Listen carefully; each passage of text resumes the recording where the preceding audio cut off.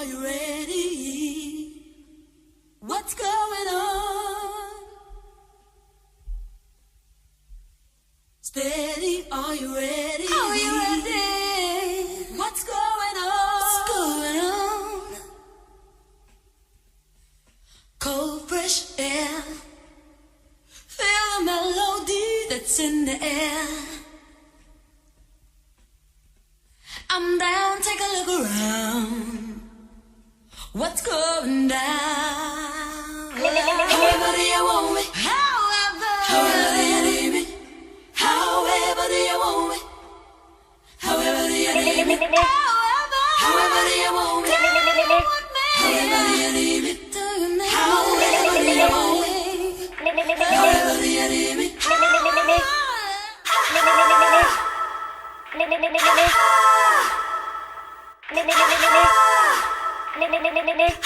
Yeah, yo, it took 8 keys and Jay-Z to get the city poppin' now. Raw bass, Snoop Dogg to get it rockin' now. Big money talking Mayweather, Pacquiao. Gucci stuck cause he can't hide coppin' now. Now what you boys got a death wish? I be the motherfucker uglier than breakfast. Real nigga, you can find me with the X's. Whippin' in the kitchen, both hands I'm ambidextrous. Recession got the hood pushing more than time clocks. So I dropped 100 on the streets, I don't buy stocks. Told a little motherfucker get his shine box. Good fellas, living on my block. Got a problem, I solve 'em. Shot a couple keys, yes, nigga, we'll rob 'em. Got the 9 million in my pants, case niggas wanna dance, leave a motherfucker shaking like Harlem. So we came in this tonight to murder things. We gon' leave this tonight a murder scene. In black from head to toe, we murder clean. Yeah, you know the name of the clique, the murder team. So, Slow down, son, you killin' me. Slow down, son, you killin' me. Slow down, son, you killin' me. Slow down, son, you always on that blow, teaching Montana, cocaine capital, that would be Atlanta. One to below, well from, that's the whole world. You catch slipping, well from, that's the stone. Next time a homicide, ain't nobody seen. Wake up to a homicide, ain't nobody seen. little shit like that To the home of the home. lets me further know what it is you really do.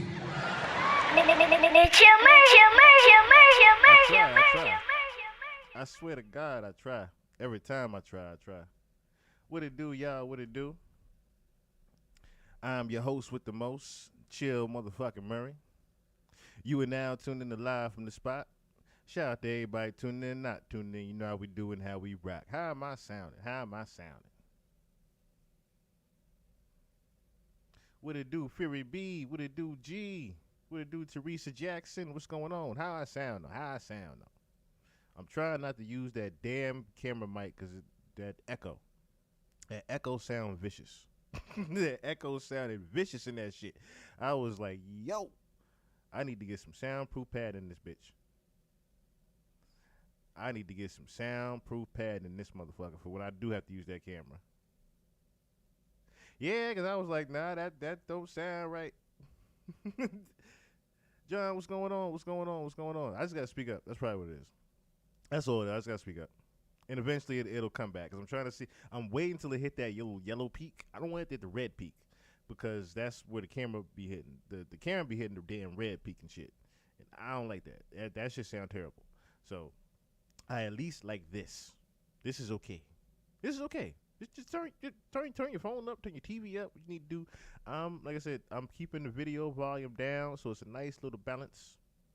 That way you ain't gotta turn your TV up and down and all that. Just turn to a nice little balance. Be alright.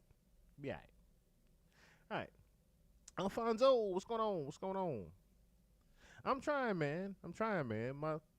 I shut the computer down a couple times, and all of a sudden, this one started working again. Yeah. So what happened last night? Ye old faithful just shut down. Just shut down on me. So I was like, all right, well, the show must go on. The show must go on. So we made do, damn it. But it sounded terrible. It sounded so terrible. And I was trying to make good for it with all the footage that I had. Emil Mendez, what's going on, my brother? What's going on? All right, so I am well rested, as you can hear. I'm okay, and we're going to get right into it because I meant to get into it last night, and I did not get a chance to. because I was too tired. I'll be all the way 1,000% honest with you. Y'all saw it. I was dwindling by that fourth hour. I was dwindling. So I should say about by that 3.5 hour mark, I was dwindling. And I was saying to myself, I was like, damn, I didn't realize I was going to take 3.5 hours on camera.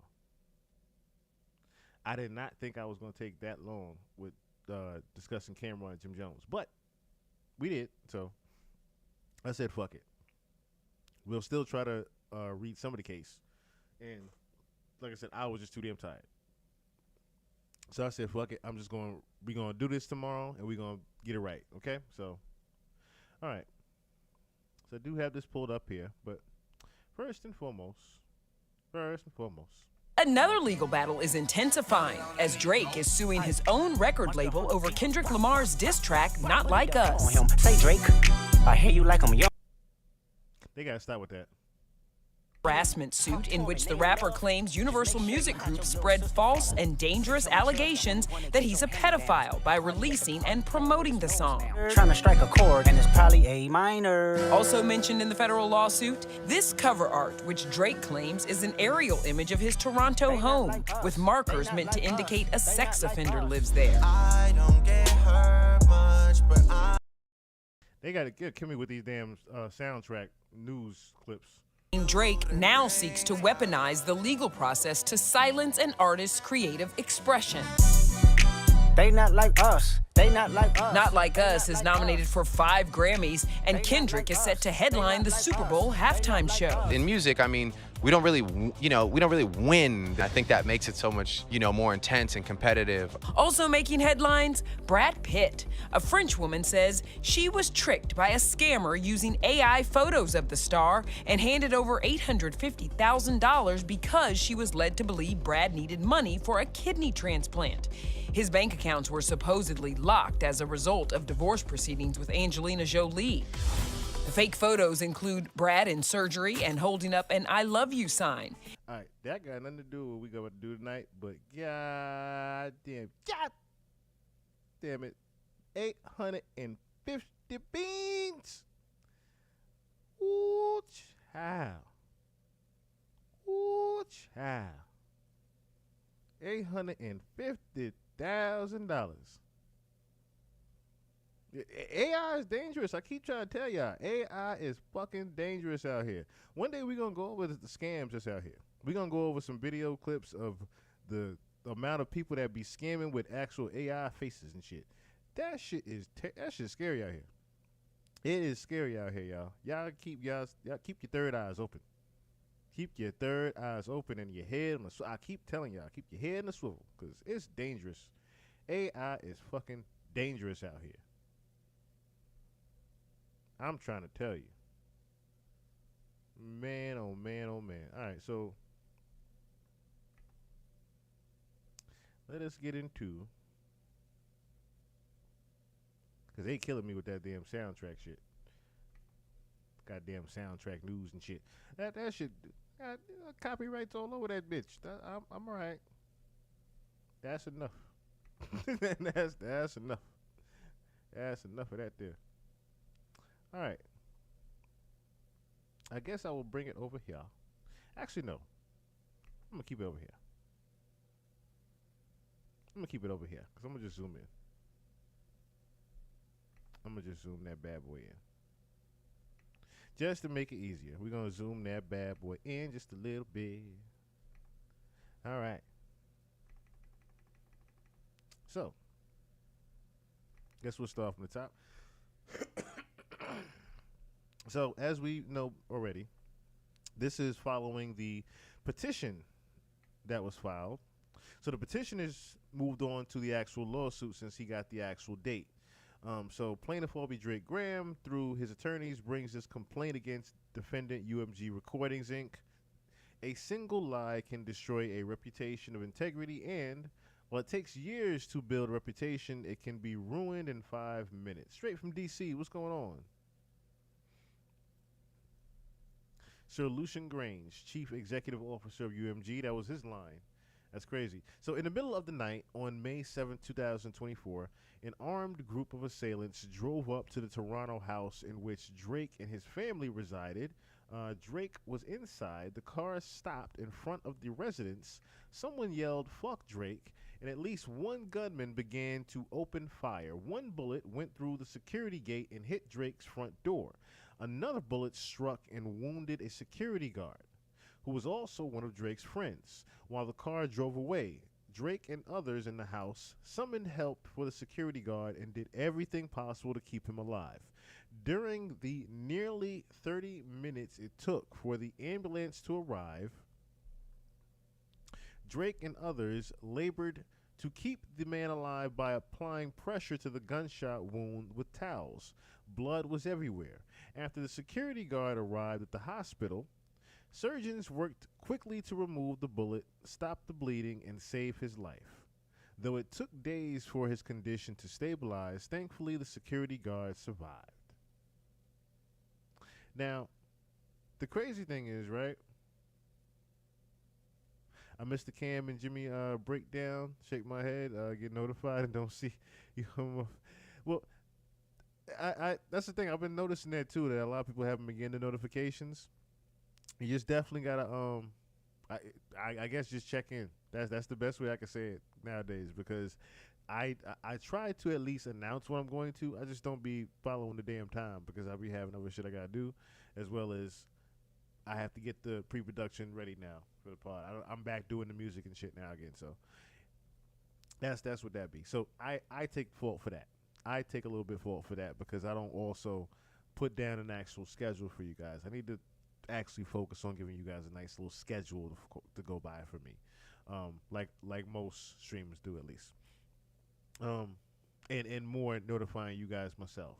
I need to do a better job with that. One thing I wanted to say about this particular part here, right? So, is it on Patreon? No, it's still on YouTube. It's still on YouTube. The Cam and Jimmy breakdown. It's still on YouTube from yesterday.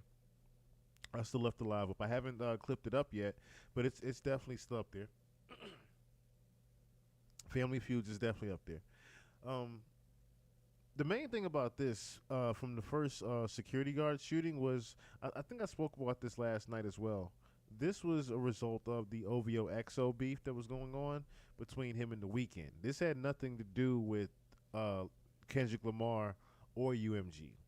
This was solely about him and The Weeknd having an issue.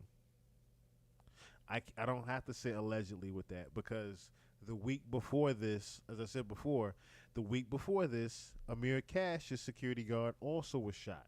Okay? And if you don't know who Amir Cash is, I showed y'all before when I did a full breakdown of the whole Weeknd and Drake beef. Amir Cash is not only The Weeknd's friend, but Amir Cash is Belly's friend. Now, Belly goes way back with Drake. Matter of fact, I'll just show this because we're on the subject, right? I'll just show this real quick. I might as well. We might as well go back in time just a little bit. So y'all who Amir Cash is. Matter of fact, let me show a picture of him and The Weeknd together, because that'll give you a better context. That'll give you much better context, and then I can show the actual pictures of some people that you'll see and it'll look very familiar to you, like, oh. Okay, so this is Amir Cash right here, right?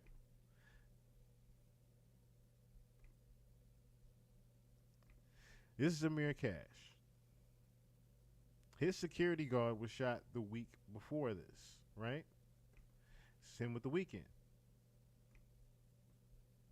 Now you're saying to yourself, okay, what's that got to do with anything? He's also The Weeknd's manager. Okay? Notice in Family Matters, Amir Cash was dissed in that record.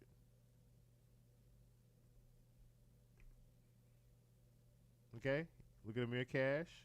You see who's right there? See the boy right there? Okay? Him and The Weeknd. It's like I said, very close.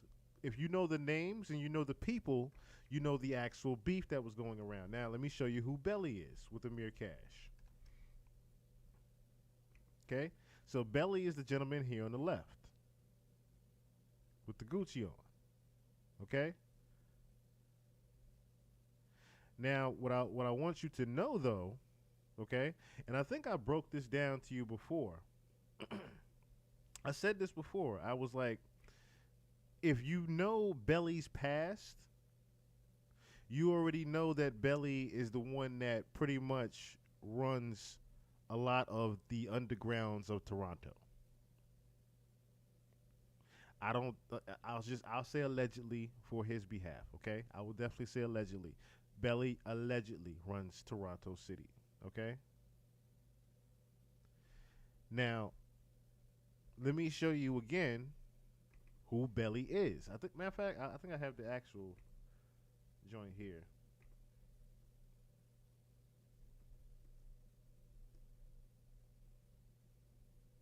Yeah, I know I have that. I know I have that.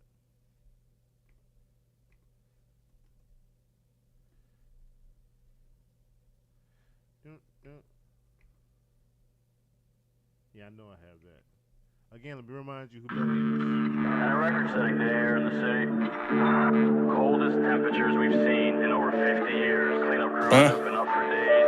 Hell froze over, folks. If you don't believe me, just look outside your window. Angels cry every time you dance. I took a chance. I guess I met the devil in France. She shook his hand. White sand, black bandanas and semis. Jewels stashed to work in the Hemi. We trap from Denny's. Quit Haney, bad bitches. I hit plenty. Here's a list of real niggas. Me, I missed any. I don't think so. Say a prayer like it's before dinner. Hot shells during the cold winter.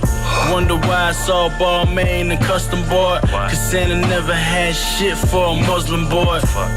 Go and figure. Go and figure. They roll over on you when they was rolling with you. Snitches. Code of honor like it's the holy scripture. Bet it's 20/20 vision till that 40 hit you. Up for days mixing drugs with the paranoia. This one for the dope boys, stacking just to pay the lawyer. I sit at home all alone with the 44 under my pillow, trying to dream it's a cold winter. No friends in the end, they all pretend. 7 sins talking revenge, I serve a cold dinner. Really came from nothing, homie, nothing's realer. Really came from nothing, homie, nothing's realer. Really came from nothing, homie, nothing's realer.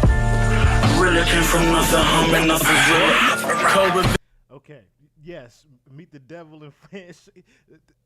That boy pen different. Belly's pen is different, okay?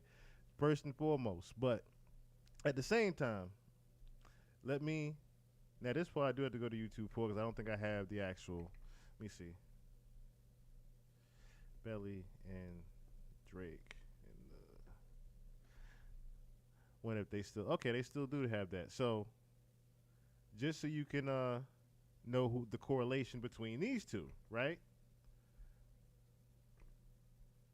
This is how far back they go. This is the footage is 14 years ago. The footage is 14 years ago. This is how far back him and Drake and Belly go. Okay, and I said this is all in context to the actual lawsuit. So that's why I'm just going over certain facts. Studio right now, Mama's Kitchen. Man is a beast. I'll take you down like. See Drake in the studio with him. Okay. There's Belly. And this dude right here, me and Drake. Over. I just smile and laugh. So that's how far back the OVO XO situation goes.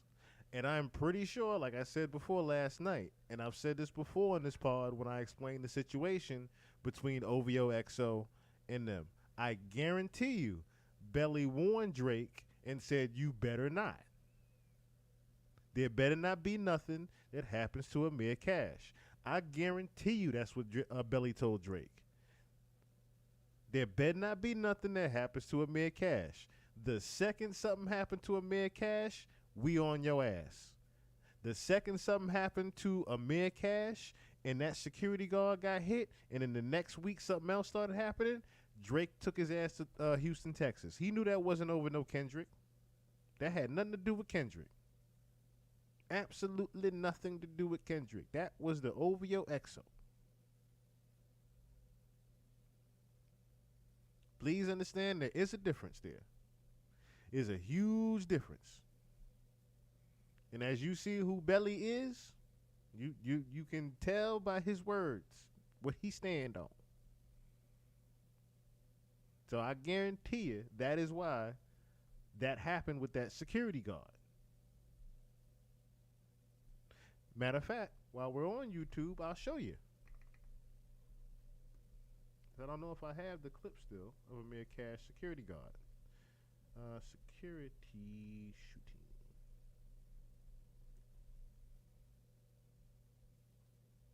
See? Security shot outside Cash XO's Encino home. Security guard shot at Encino home with ties to who? The Weeknd. Nothing makes a gathering. You don't have to hit an ad, but come on now, you're making people hungry. All right, let's put that down. All right, go on. All right. Shot in Encino, and we now know the home has ties to the artist The Weeknd. Scott Reif live in Air 7 HD with details. Scott. Yeah, Rachel, this is the home in question. Now, you see the emblem there on the basketball court. That's a record label of The Weeknd. And then you see the guard shack. You see a chair that's toppled over. And then you see what appear to be evidence markers. Those could be shell casings. We don't know for sure. We can't tell with our camera. But we can tell they're investigating in the back of the home. LAPD officers are here. About 2:45 this morning, there was a shooting. The security guard was shot, transported. Condition is unknown. So it's unclear right now if the security guard was shot during some sort of attempted robbery or burglary into the home, or if that security guard had been targeted here. We'll open up a little bit out of this shot and show you. It's reportedly a $12 million home that is believed to be owned by a music industry executive with ties to The Weeknd. So right now, LAPD officers are investigating. Again, we have no information yet on the security guard except for he was shot and transported to the hospital. See how they try to keep his name out of it, but what does that say down there? Amir Esmailian. Amir Esmailian. The $12 million Encino mansion belonging to music executive Amir Esmailian, a.k.a. Amir Cash.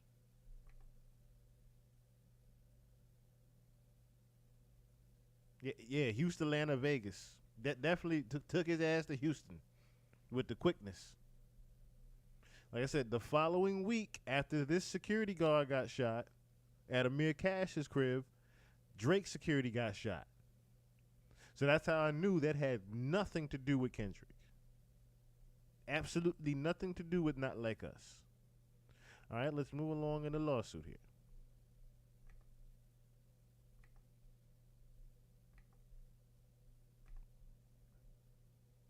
Moving right along. All right, so after security guard arrived at the hospital, surgeons worked quickly to remove the bullet, stop the bleeding, and save his life. Though it took days for his condition to stabilize, thankfully the security guard survived. The very next day, May 8, 2024, a different intruder used his bare hands to dig a hole under the security guard fence surrounding Drake's Toronto house. I think of Bugs Bunny digging for a damn carrot when I hear this. That's just the cartoon that I have in my head. Nigga, why are you digging a hole underneath a fence? What are you doing? He managed to dig a hole deep enough to squeeze through and enter Drake's property. Fortunately, Drake's home security guards caught him before he was able to cause any physical harm. Although the trespasser managed to yell racist slurs and threats against Drake before being escorted off the property. On May 9, 2024, the very next day, another break-in attempt happened in the see what I'm saying? See how multiple times? They make pocket shovels? That's crazy. That's wild. Maybe he did use a pocket shovel and they made it sound like he was just digging a hole with his bare hands. He was probably just trying to really get up in there. In the 2 decades leading up to May of 2024, although Drake was constantly in the public eye, nothing remotely like these events have ever happened to him or his family. Again, Drake, you can paint this picture all you want, but this had nothing to do with Kendrick. What happened to you at your mansion? But these events were not coincidental. They immediately followed and were proximately caused by UMG's actions leading up to and on May 4, 2024. UMG is the world's largest music company and also the music company that has represented Drake for more than a decade.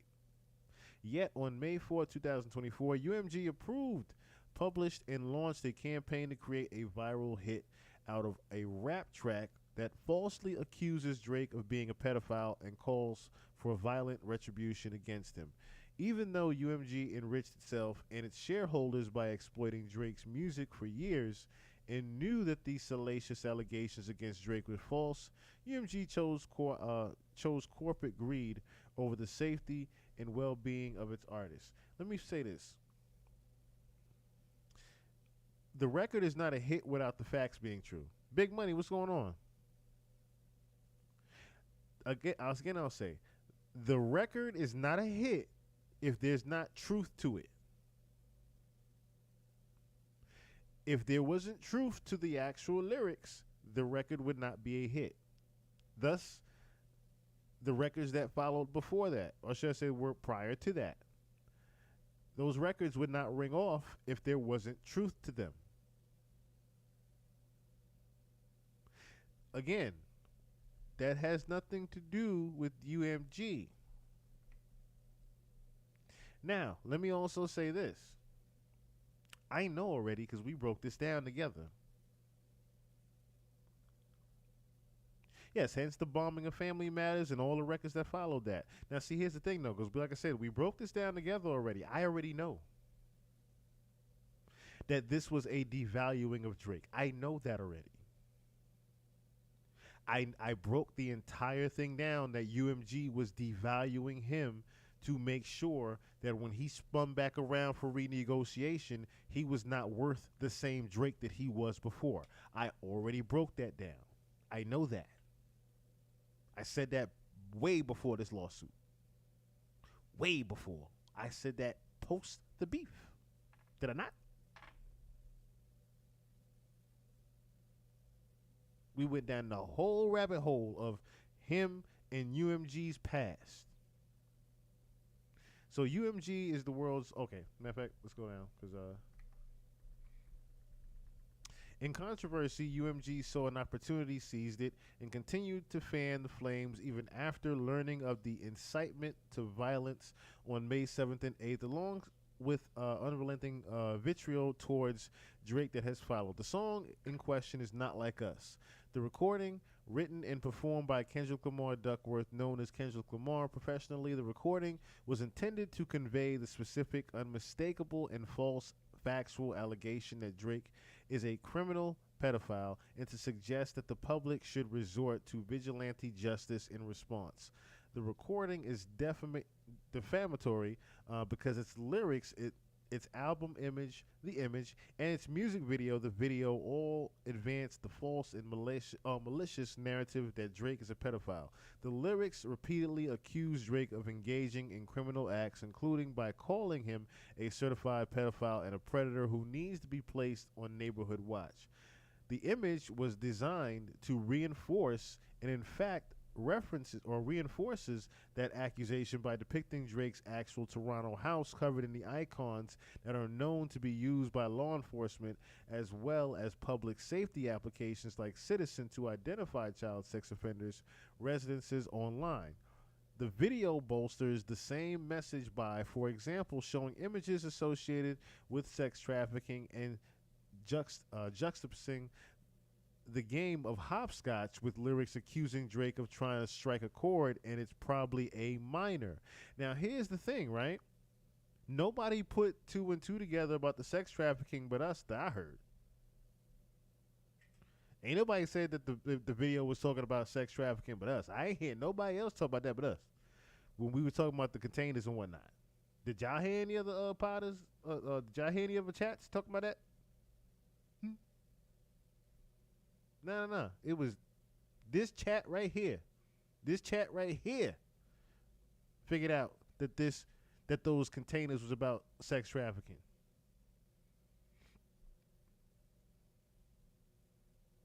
I had a flashback of Cameron running smooth off that basketball court. That's funny as hell. Yes, it was us in the Ville. That's it. It was just us in the Ville. Nobody else knew that shit. Nobody else knew that shit. This lawsuit is not about the artists who created Not Like Us. It is instead entirely about UMG, the music company that decided to publish, promote, exploit, and monetize allegations that it understood were not only false but dangerous. As UMG knows and has known at all relevant times, the recording image and videos allegations and unequivocally false. Drake is not a pedophile. Drake has never engaged in any acts that would require he be placed on neighborhood watch. Drake has never engaged in sexual relations with a minor. Drake has never been charged with or convicted of any criminal acts whatsoever. Now, notwithstanding its knowledge that the allegations are fabricated, starting in May of 2024, UMG waged an unrelenting campaign to spread the recording, image, and video together defamatory material as widely as possible. UMG did so because it understood that the recording's inflammatory and shocking allegations were a gold mine. Spreading the defamatory material served multiple business purposes for UMG. First, the more people who listened to, streamed, watched, and downloaded defamatory material, the more money UMG and its executives would make. Second, UMG's Interscope Records owners Lamar, what did I say? Owns Lamar's entire back catalog of recorded music. See, a lot of people didn't even know, right, that there was a merger between Interscope Records and UMG recently. Vaught Mel, what's going on? Drake's whole argument falls apart because UMG allowed him to put out Families Matters, where he's accusing Kendrick of being a woman beater. Yeah, I agree with that. Why didn't they stop the track from being released? The Family Matters track? Why didn't they stop the Family Matters track from being released? Or the, well, I mean, this was, here's the thing, right? This is a chess move at the end of the day. You know Drake's pretty much going to go out there and respond as much as he can. It's a chess move right there. They're not going to stop any release because they know already that Drake is pretty much going to fall regardless. There's no reason to stop the beef. There's no reason to stop any of the records from coming out. Right, by Drake's logic. Where we at right here? So, so second, UMG's Interscope Records owned Lamar's entire back catalog of recorded music. The leadership of Interscope had every incentive to improve.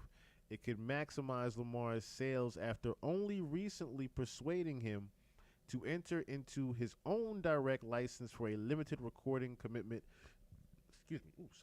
of new music. Third, in contrast with Lamar's first direct deal, UMG's contract with Drake was nearing fulfillment and on information and belief. UMG anticipated that extending Drake's contract would be costly. By devaluing Drake's music and brand, UMG would gain leverage to force Drake to sign a new deal on terms more favorable to UMG. What did I say? What did I say? By devaluing Drake's music and brand, UMG would gain leverage to force Drake to sign a new deal on terms more favorable to UMG. Because he still hasn't proven the woman beating allegations, and that's Kendrick's kid, this Dave. Yeah. Because that's not true. None of that was true. UMG's campaign was successful. So UMG's campaign was successful.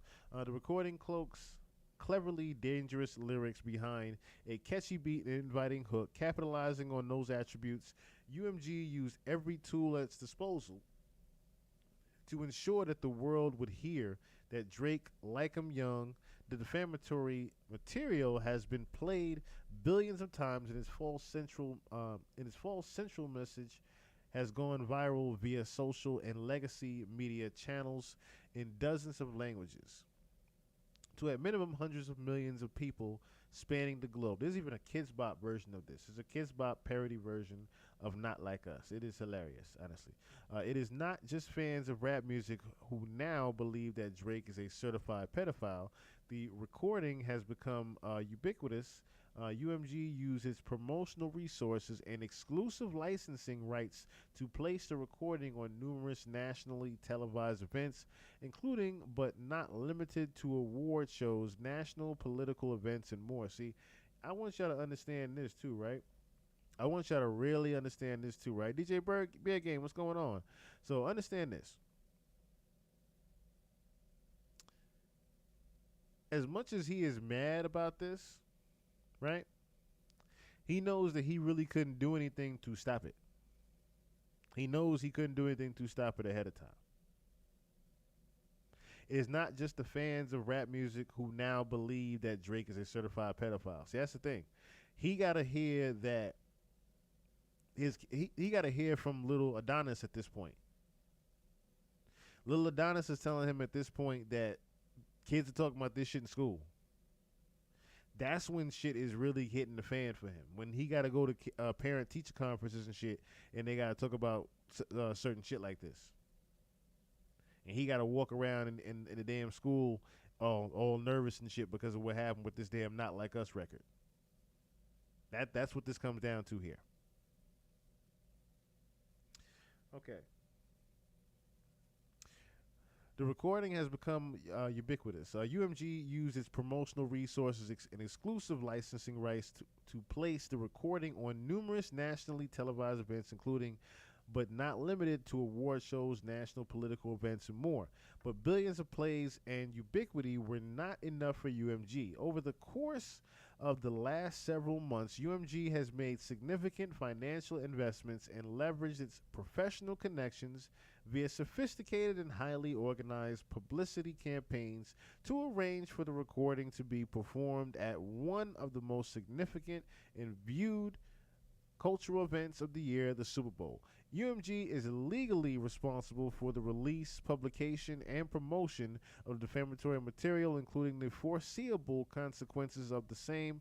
UMG's business is to possess the exclusive rights to reproduce, to distribute, and to license music, including over the internet. In other words, it is only with UMG's explicit approval that the defamatory material could have been released in the first instance and later streamed, shared, performed publicly, and exploited by content creators on TikTok and Instagram. Why, it's just that. It's also on Facebook and YouTube. I'm just saying. UMG's campaign went well beyond the traditional music company playbook. Indeed, UMG has unleashed every weapon in its arsenal, including on information and belief. Certain practices that are unlawful in memorandum to staff reflecting on highlights of 2021, Sir Lucian Grange remarked that it was harder than ever for artists to break through the noise. As for example, 60,000 songs are added to Spotify every day. UMG made sure that Not Like Us broke through that noise. For one, UMG took the unprecedented step, contrary to its internal practices, to remove the recording's copyright restrictions on YouTube and Twitch, thereby whitelisting the recording to ensure content creators would republish it broadly. In information and belief, UMG and its agents further put a thumb on the scale by covertly offering financial incentives so third parties to deceptively stream the recording on streaming platforms, to play the recording on the radio, and to otherwise promote and endorse the defamatory material, all without ever publicly disclosing the payments. These actions not only spread and further ingrain the defamatory statements in the minds of the public, but deceived consumers and harmed Drake economically. My question is, Drake, why you ain't say nothing when they was doing this shit for you? When they was doing this for you, you ain't had nothing to say. I'm sure you ain't had nothing to say. Predictably, that's funny. That's the next word. Predictably, millions of people who listened to the recording or saw the image and video believed the defamatory material not to be true. Believed the defamatory material to be true. UMG had previously published Lamar's song Euphoria, which was also widely understood to be targeted at Drake, in which stated, "Don't tell no lie about me, I won't tell the truth about you." That's not the first time he said that. It's actually the second time he said that, because the first time he said it was in The Heart Part 4. Just saying. And he warned your ass that first time. Please say my name. Please say my name, because you know I'm Boogeyman. We gonna go at it. He said that years ago. So as voluminous public commentary confirms, the average listener or viewer has understood the defamatory material to reflect the truth rather than art of hyperbole. That word always trips me up. Hyperbole.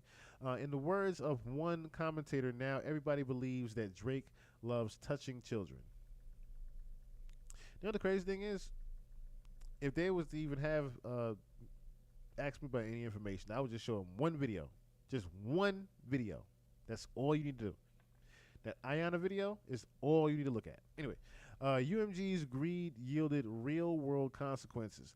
As described above, it was just 3 days after UMG originally published a recording and image that Drake was targeted at his Toronto house by armed intruders in 2024, equivalent of Pizzagate. That's crazy. They even put Pizzagate in this lawsuit. That's wild.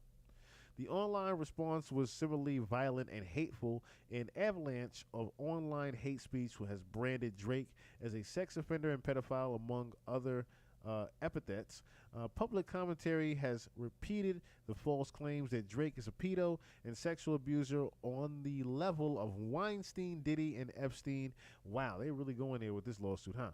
Who trafficked children in shipping containers and harbors convicted sex offenders in his Toronto home. In direct response to UMG's publication, social media users called for the Federal Bureau of Investigation, FBI, to come at this point. And for Drake to be locked up and behind bars. The mob-like response to the recording continues to unfold on and offline. Recently, flyers were plastered all over Toronto with a photo of Drake and a Canadian YouTuber who was sentenced to 3 years in prison for sexual assault with the words "Canadian sex predators got a sticker together." That's wild. That is wild right there. Meet your neighbor, Mr. Jack Densmore. And they got a picture of him and Jack Densmore together. That is wild. Canadian sex predators gotta stick together. That's wild right there. Oh yeah, that countersuit gonna go crazy. You absolutely right. That countersuit gonna go really crazy. I definitely agree with you there. The countersuit is gonna go really crazy. Let's see here. Where else we at?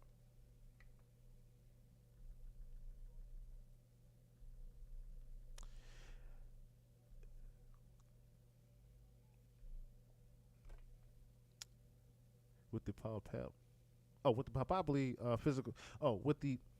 physical threat to Drake's safety and the bombardment of online harassment, Drake fears for the safety and security of himself, his family, and his friends after the attacks of his home. Drake pulled his son out of elementary school he attended in Toronto due to safety concerns. And once school ended for the summer, Drake arranged for his son and mother to leave Toronto entirely. Day to day, Drake continues to take steps to address persistent threats to his security. The violence and vitriol directed at Drake was foreseeable.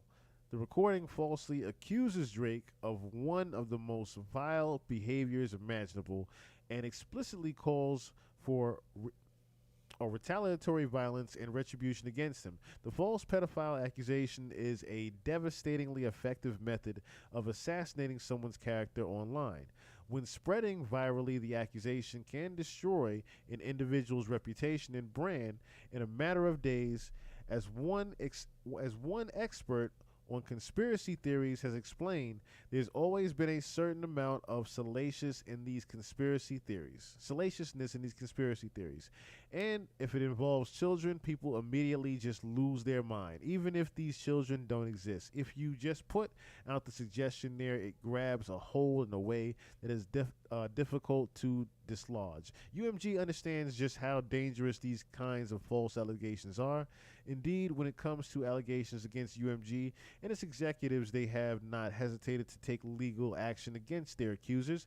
Just last year, UMG and Sir Grange were accused, in their words, without the slightest factual basis of aiding and abetting Sean P. Diddy Combs in their criminal sexual acts, moving to dismiss the complaint against them. UMG and Sir Grange argued that the accusations were offensively false allegations of criminal behavior that would be, what's that say?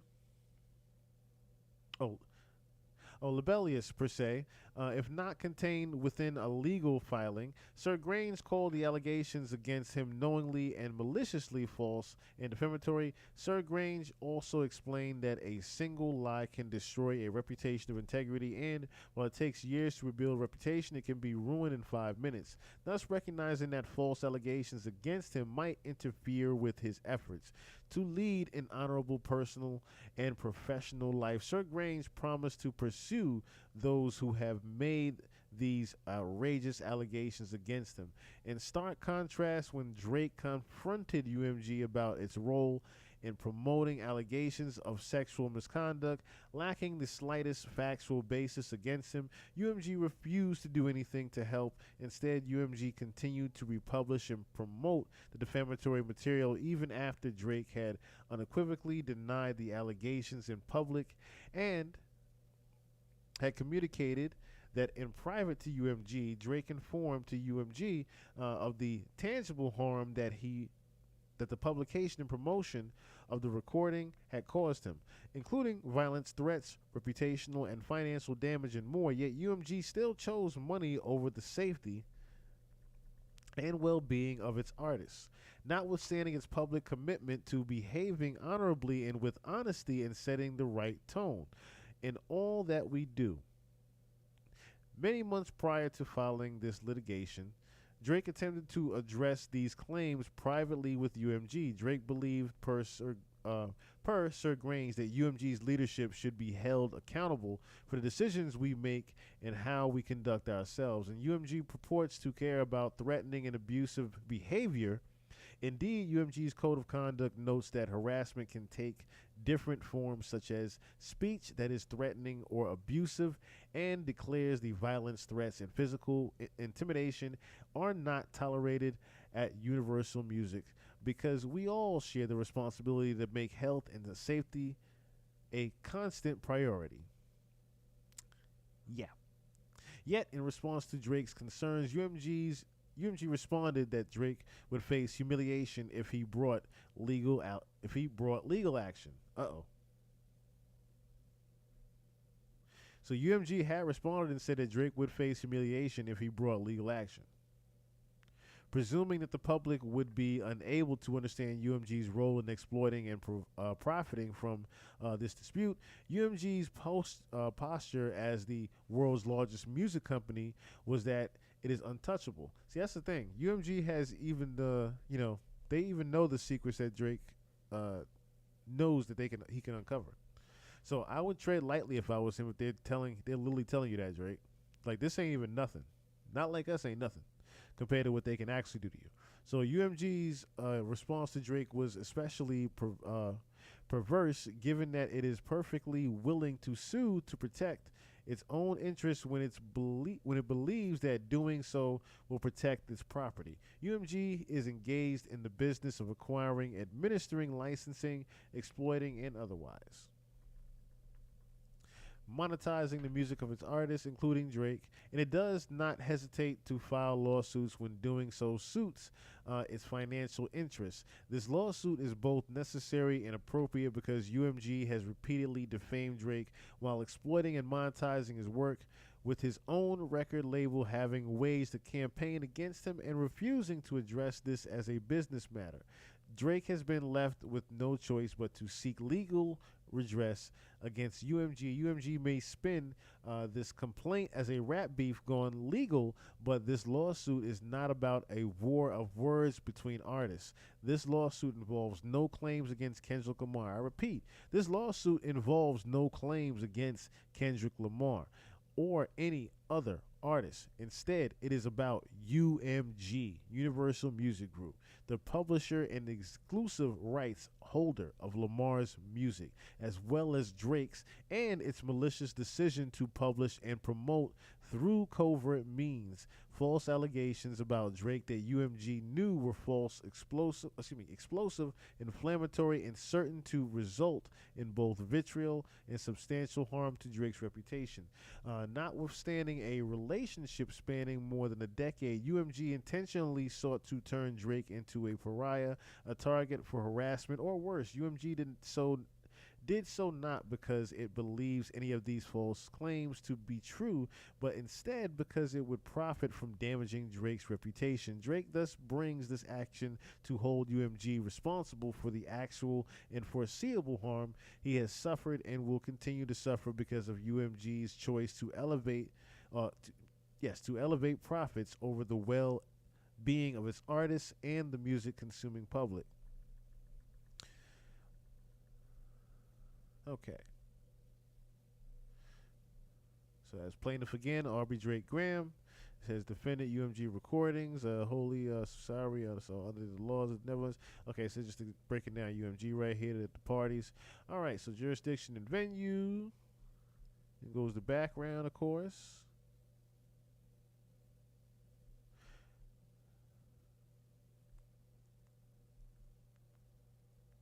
Let's get to our factual allegations.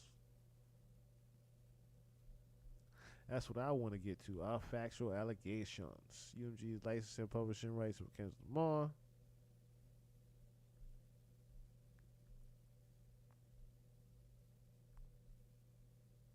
UMG publishes the defamatory material. Where's my factual allegations? Okay, so this is the, of course, the covers of the Not Like Us. He's presenting with my factual allegations.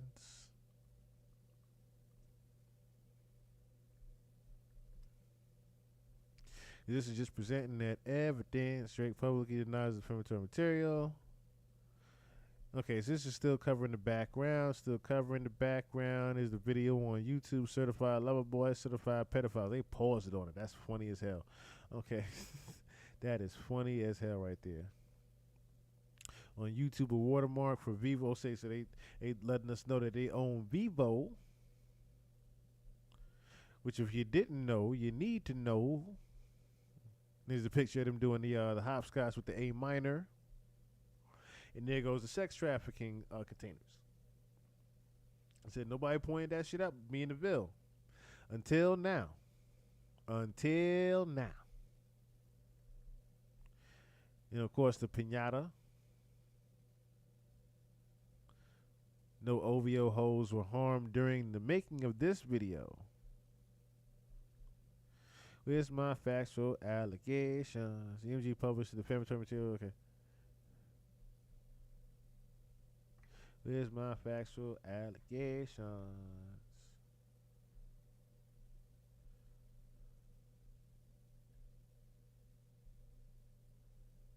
Where's my factual allegations? They don't have no factual allegations.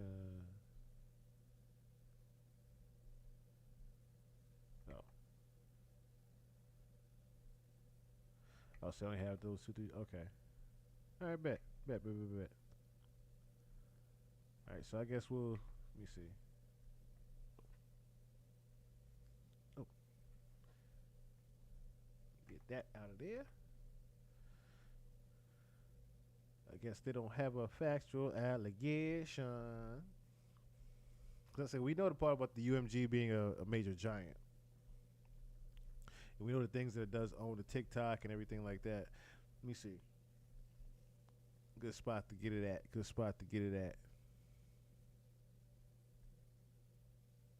Okay, here we go. UMG and Drake have a long partnership. UMG began profiting off Drake's art in 2009.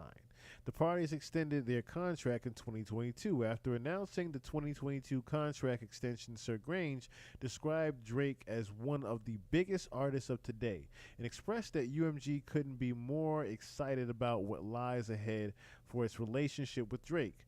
Through the contract extension, UMG profits from its exclusive right to exploit Drake's music.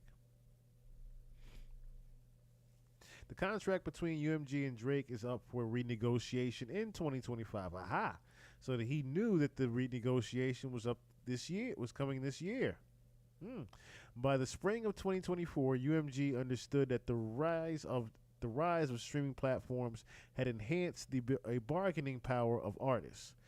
Established artists whose contracts are coming up for renewal are in an improved position to demand higher take rates due to the improvement in the visibility of cash flows, and risk reduction. And as described below, on information and belief, UMG was incentivized to act, and in fact did act, in a manner to reduce that bargaining leverage in advance of upcoming negotiations with Drake over contract renewal. UMG has licensing and publishing rights over Kendrick Lamar's music. On information and belief, from 2012 through 2023, Kendrick Lamar was signed to an exclusive production company agreement with Top Dog Entertainment, which in turn furnished his exclusive recording services to the Aftermath Entertainment record imprint, a joint venture of Interscope. The sound recording copyrights to Kendrick Lamar's first 5 studio albums are owned and controlled by Interscope. In 2023, having fulfilled his recording obligations to Top Dog Entertainment and Aftermath Recordings, Kendrick Lamar signed a new short-term exclusive recording and licensing deal with UMG through Interscope, and an exclusive publishing administration agreement with UMG through UMPG. Through these contracts, UMG exclusively controls the release, publication, and licensing of all music products created by Kendrick Lamar. During the term of the contract, including the defamatory material on information and belief, Lamar signed a short-term deal with UMG to see if UMG could prove its value to him, to promote him more effectively than any other music company could in a compressed time frame. Now, I can even show you proof that UMG has ownership of Kendrick Lamar, because every time I play a Kendrick Lamar song, guess who I see? Universal fucking Music Group. It's successful. Lamar would then continue his relationship with UMG through a new, longer-term contract. On information and belief, that long-term deal was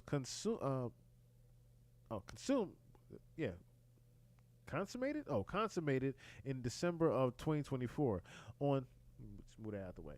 Okay, so on information and belief, UMG's contracts with Kendrick Lamar provide UMG the right to prevent the publication of and or to insist on modifications to any material created by Kendrick Lamar, including but not limited to any content which UMG believes to be defamatory. UMG publishes the defamatory material. So UMG publishes the recording and begins to defame Drake on May 4th. Okay, so now they're talking about the Spotify part right here. So the recording for streaming on YouTube, YouTube Music, Spotify, and Apple Music, Amazon Music, Pandora, iHeartRadio, Tidal, SoundCloud, Audio Mac, Napster, I don't know who QO Buzz is, Last.fm, and Deezer, and made the recording available for purchase on Apple Music and Amazon Music. When viewed on Spotify, Apple Music, Amazon Music, iHeartRadio, SoundCloud, okay, all the distribution, okay, all the distributors. Exclusive license to Interscope Recordings, which is a division of UMG. Since defendant's initial publication of the recording has been streamed globally more than 990 million times. So we're almost we are 10 million under a billion on Spotify alone as of the date of this filing. That's crazy at this exact number, because if you flip that, of course, you get 660. It's not a coincidence there. I'm just saying. The recording repeatedly accuses Drake of engaging in criminal acts, including pedophilia and or other acts that would require registering as a sex offender and of being registered as a sex offender. Within the first minute, the recording identifies Drake by name and states that Lamar has heard that Drake has a predilection for underage women. Say, Drake, I hear you like I'm young. The next line is a thinly veiled threat that Drake. Okay, so we already know about the lyrics. We went over the lyrics our damn selves. We did a full lyrical breakdown our damn selves here. I'm just saying. Okay, so any person who views, listens to, or streams the recording on one of these platforms can view this image here.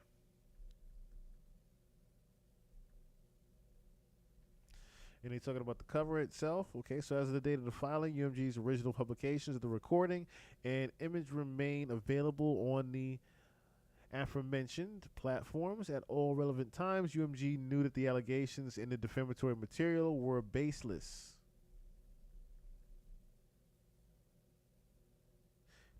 So defamatory material is false. You're talking about, again, the pedophile thing is false. So Drake publicly denies the defamatory material on May 5th, 2024, just a day after UMG published the recording and image. Drake denied all the allegations in a song called The Heart Part 6. Drake explained that he has never been with no underage and that his name is not on the sex offender list despite being able to contact Drake. UMG did not ask Drake or his representatives to discuss his denials of the allegations contained within the defamatory material. Drake is the target of violence almost immediately.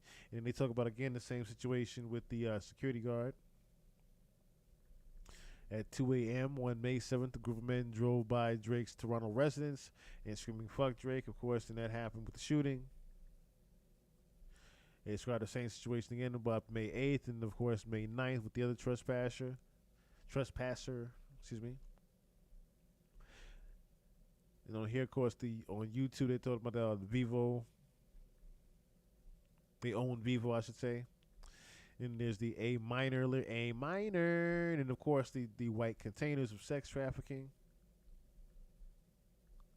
No OVOs or harm in this video. In its conclusion, the video depicts a prolonged shot of a live owl in a cage. The meaning is clear. Drake belongs behind bars. Defendant's initial publication of the video on YouTube has been viewed more than 206 million times as of the date of this filing. That's it? That's crazy. I would have thought it was a little bit more than that. As of the date of this filing, UMG's original publications of the video remain available on the aforementioned platforms.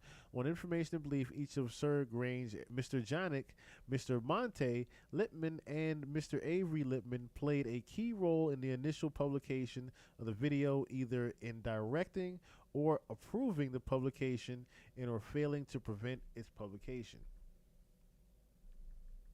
UMG published the defamatory material with knowledge of or reckless disgrace or for its falsely acknowledged that it was reasonably foreseeable to cause Drake harm.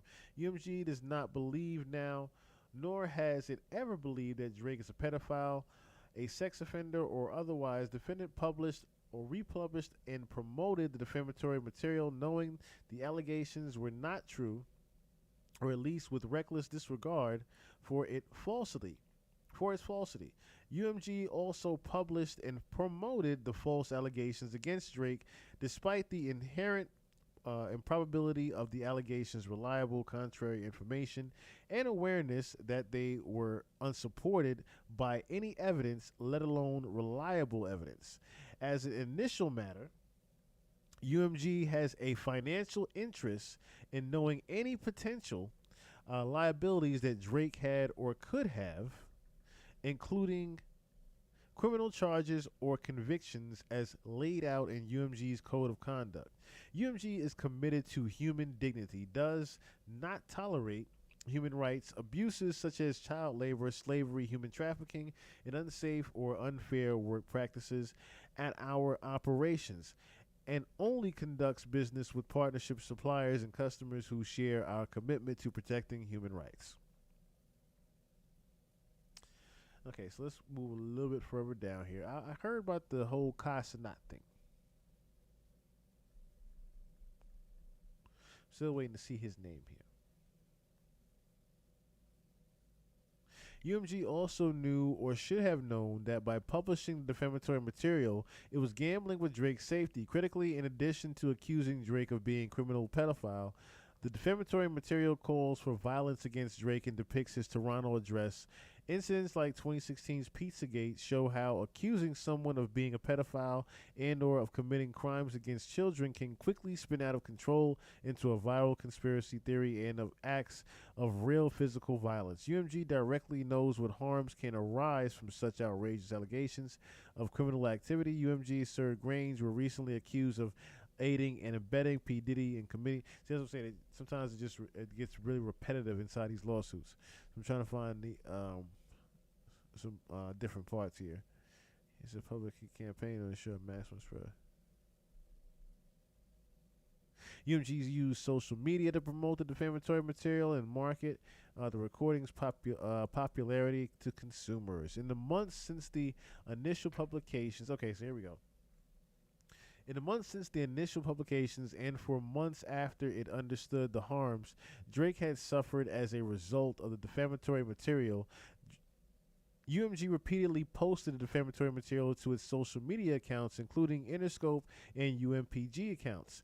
At the time of this filing, UMG has a social media following of approximately 21 million on YouTube, 983,000 on Instagram, 712,000 on Twitter, and 624,000 on Facebook. At the time of filing, Interscope has a social media following of approximately 937,000 on YouTube, 756,000 on Instagram, and 560K on Facebook. On June 9th, Interscope reposted a tweet bragging that Kendrick Lamar's Not Like Us becomes the fastest rap song to reach 300 million.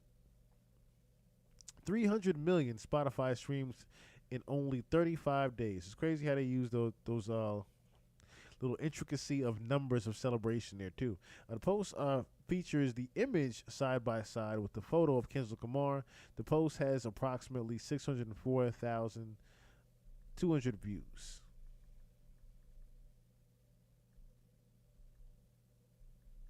On June 20th, 2024, UMG posted a carousel of photos and videos to its official Instagram account of Lamar performing the recording at the Pop Out concert, during which the recording was played 5 times back to back. UMG, I think they played it more than that.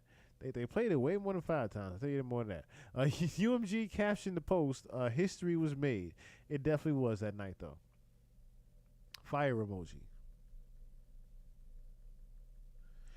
That same day, UMPG posted videos from the Pop Out performance on its official Instagram, which has hundreds of thousands of followers, Facebook page, and TikTok. The Facebook post included the main Not Like Us refrain from the recording, while the Instagram and TikTok post published the A minor portion of the recording on Instagram. UMPG captioned the video, "They Not Like Us." Kendrick Lamar pops out with his debut performance of Not Like Us at his Ken and Friends Pop Out. Why they call it Ken and Friends? It wasn't no damn Ken and Friends. Ken and Friends Pop Out Juneteenth concert in LA. Similarly, on TikTok, UMPG boasted that the crowd goes wild for Kendrick Lamar's debut performance of Not Like Us at his Juneteenth Pop Out concert at the Kia Forum in Los Angeles, California. Greg Morella, president of promotion and executive vice president of Capital on another UMG label. It's crazy. UMG owned everybody. UMG owns everybody. Literally everybody. He promoted the Pop Out concert on his personal Instagram page with the same photo posted by UMG. On July 5th, Interscope promoted the video on its Instagram account. The carousel included images and short clip of the video with the caption "Not Like Us" out now. July 8th, UMPG posted a GIF from the video on its Twitter account, encouraging people to watch the video. Tell us what was your favorite moment from Kendrick Lamar's Not Like Us video. Like I said, these are things that were used to create goodness for you, Drake. The same tactics were used to make your records a hit record as well. Just remember that. It ain't so fun when the rabbit got the gun. Remember that part right there.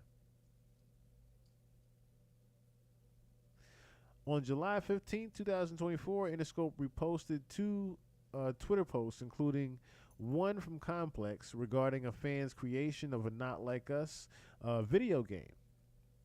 That was funny as hell, by the way.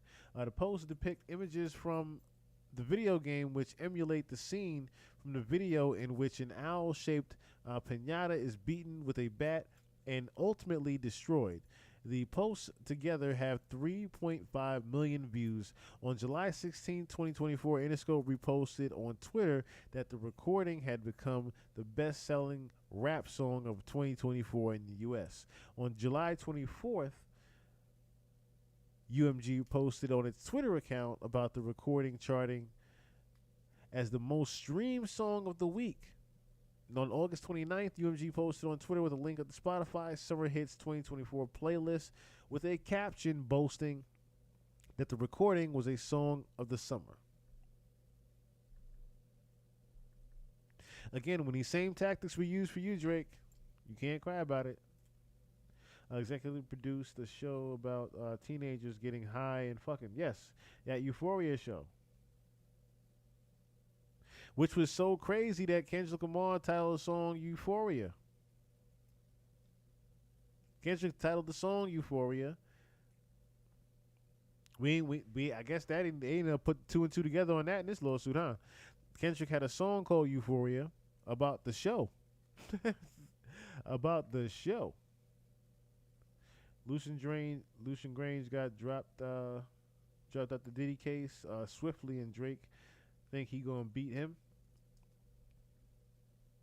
Absolutely not. Absolutely not.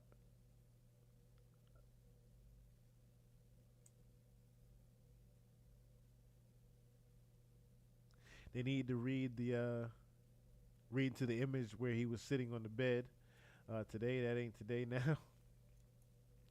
On his YouTube channel, Interscope curates playlists of recommended music videos for fans. As of the date of this filing, the video is featured on the label's music video playlist.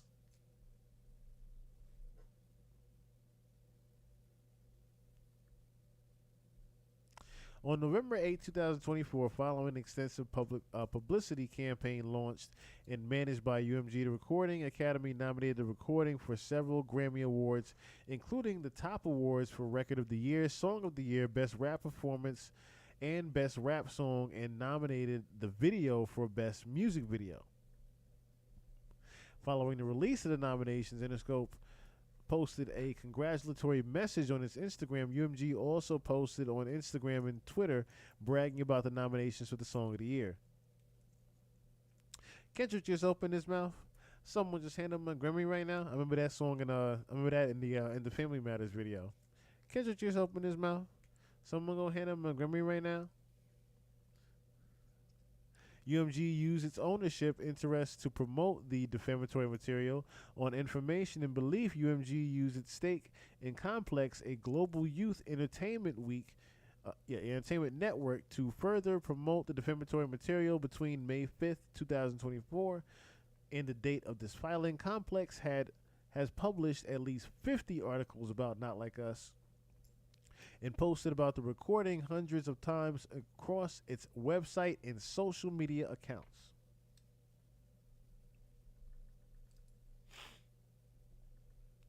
And on May 4th, Complex tweeted a photo of the image and described it for what it was. The cover for Not Like Us is Drake's Toronto mansion with sex offender app markers. On July 5th, Complex published an article titled Decoding Kendrick Lamar's Not Like Us video, and another titled Every Reference in Kendrick Lamar's Not Like Us video. The articles described in detail the recording's defamatory allegations against Drake. On Information and Belief, Universal Music also used its ownership interest in Vevo to over-index the video on the platform. Put differently, Vevo boosted the visibility of the video relative to others in order to disproportionately increase its overall views, engagement, and performance on charts.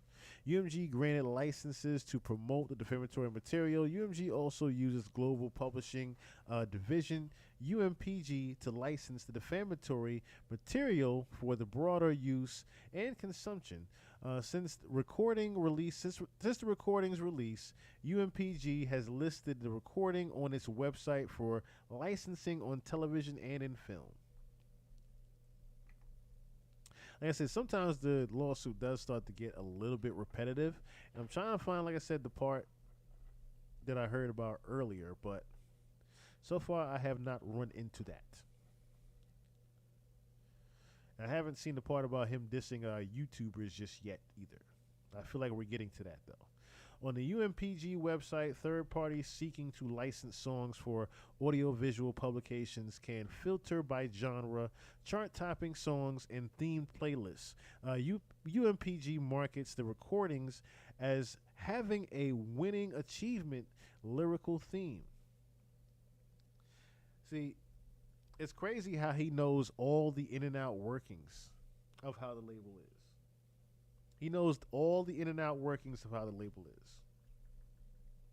And he's exposing every last nook and cranny of what UMG does and how they promote and what their actual tactics, who owns what. Like, he's breaking everything down pretty much. He's exposing the entire label setup and how they promote. UMG further promotes the recording for licensing by listing its success on the music charts. For example, on UMPG's website, a third party could search for songs in the Hot 100 singles. UMG also curates themed playlists on UMG's website for marketing purposes. The recording is currently featured on Winner Circle playlist with 26 other songs that can be licensed. As a result of its marketing efforts, UMG has repeatedly licensed the recording to be performed publicly and published on other platforms. For example, on June 19th, 2024, the recording was performed 5 times in a row at the concert in Inglewood. Okay. Pop-out concert again. Since 16,000 attendees, a live stream of over 186,000 viewers on Amazon. Jesus. I think it was more than that looked at it, though. But 61 million combined official on-demand U.S. streams. The recording represented approximately 21 million of those combined streamed, a 62,000 increase from the 3-day period preceding the concert. Yeah, the song just went crazy. But like I said, the song doesn't go crazy if the lyrics themselves aren't true.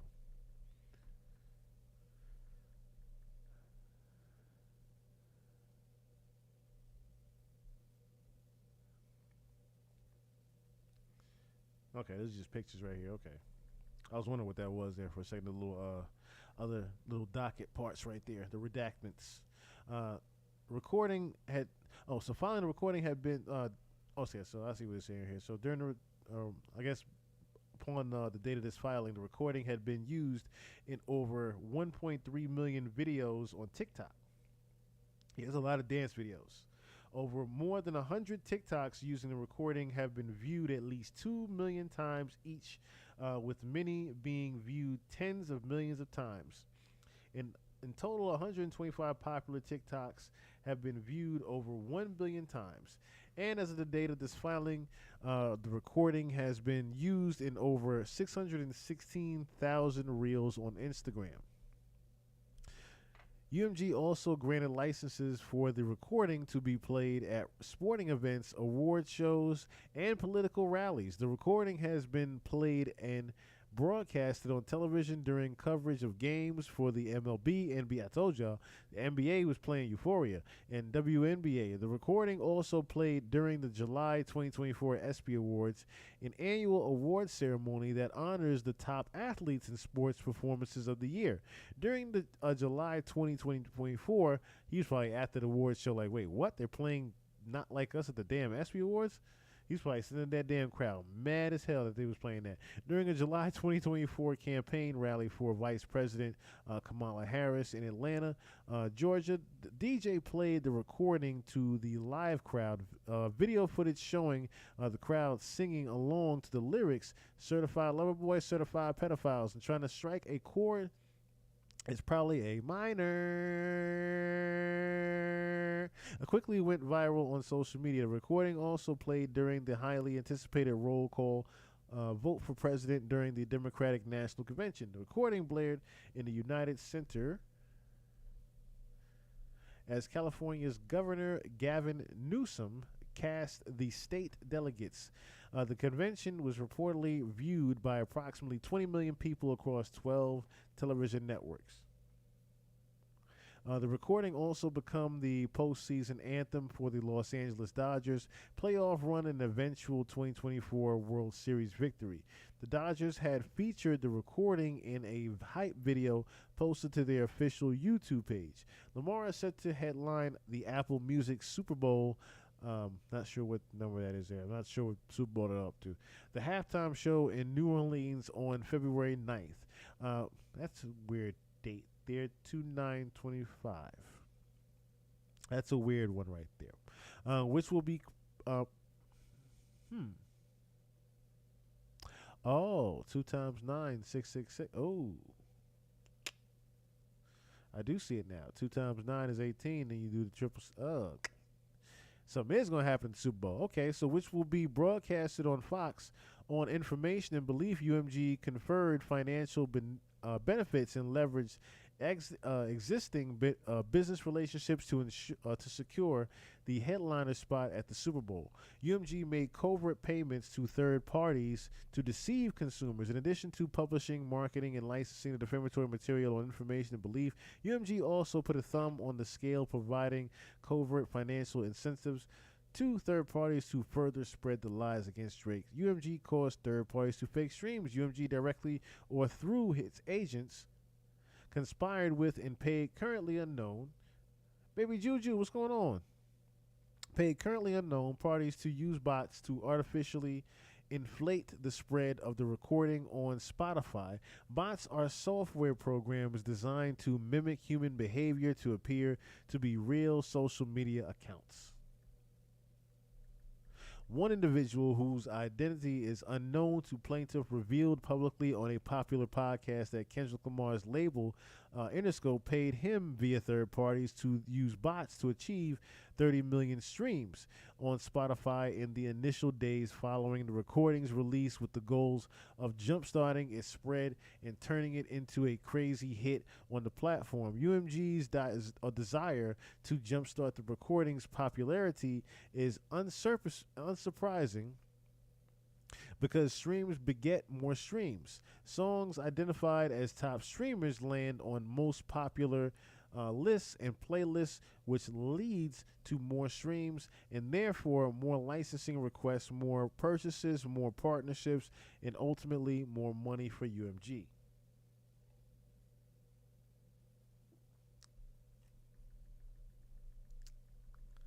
The whistleblower described Spotify as the easiest platform to bot because because it does not, like other streaming platforms, have certain security measures when it comes to bot protection. The whistleblower further revealed that on May 6th, an individual affiliated with Interscope sent him a payment of $2,500 via the digital payment platform Zelly, in that he was promised another $2,500 in a percentage of the recording's total sales for the initial push. Fake streams are a well-known problem across the music industry. In 2023, the Financial Times reported that experts estimated that as much as 10% of all music streams are fake or derived from bots and streaming farms, where devices run services like Spotify and other streaming platforms on loop. Universal Music, Spotify, and Apple Music, among others, participated in a study at the request of the French Parliament, which found that between 1 billion and 3 billion fake streams took place on popular music platforms in 2021. Publicly, Spotify has stated that it is aware of the issue of bots on its platform and is actively working to address it. In response to Drake's pre-litigation filing in New York State Court, Spotify explained that it invests heavily in automated manual reviews to prevent, detect, and mitigate the impact of artificial streaming on this platform.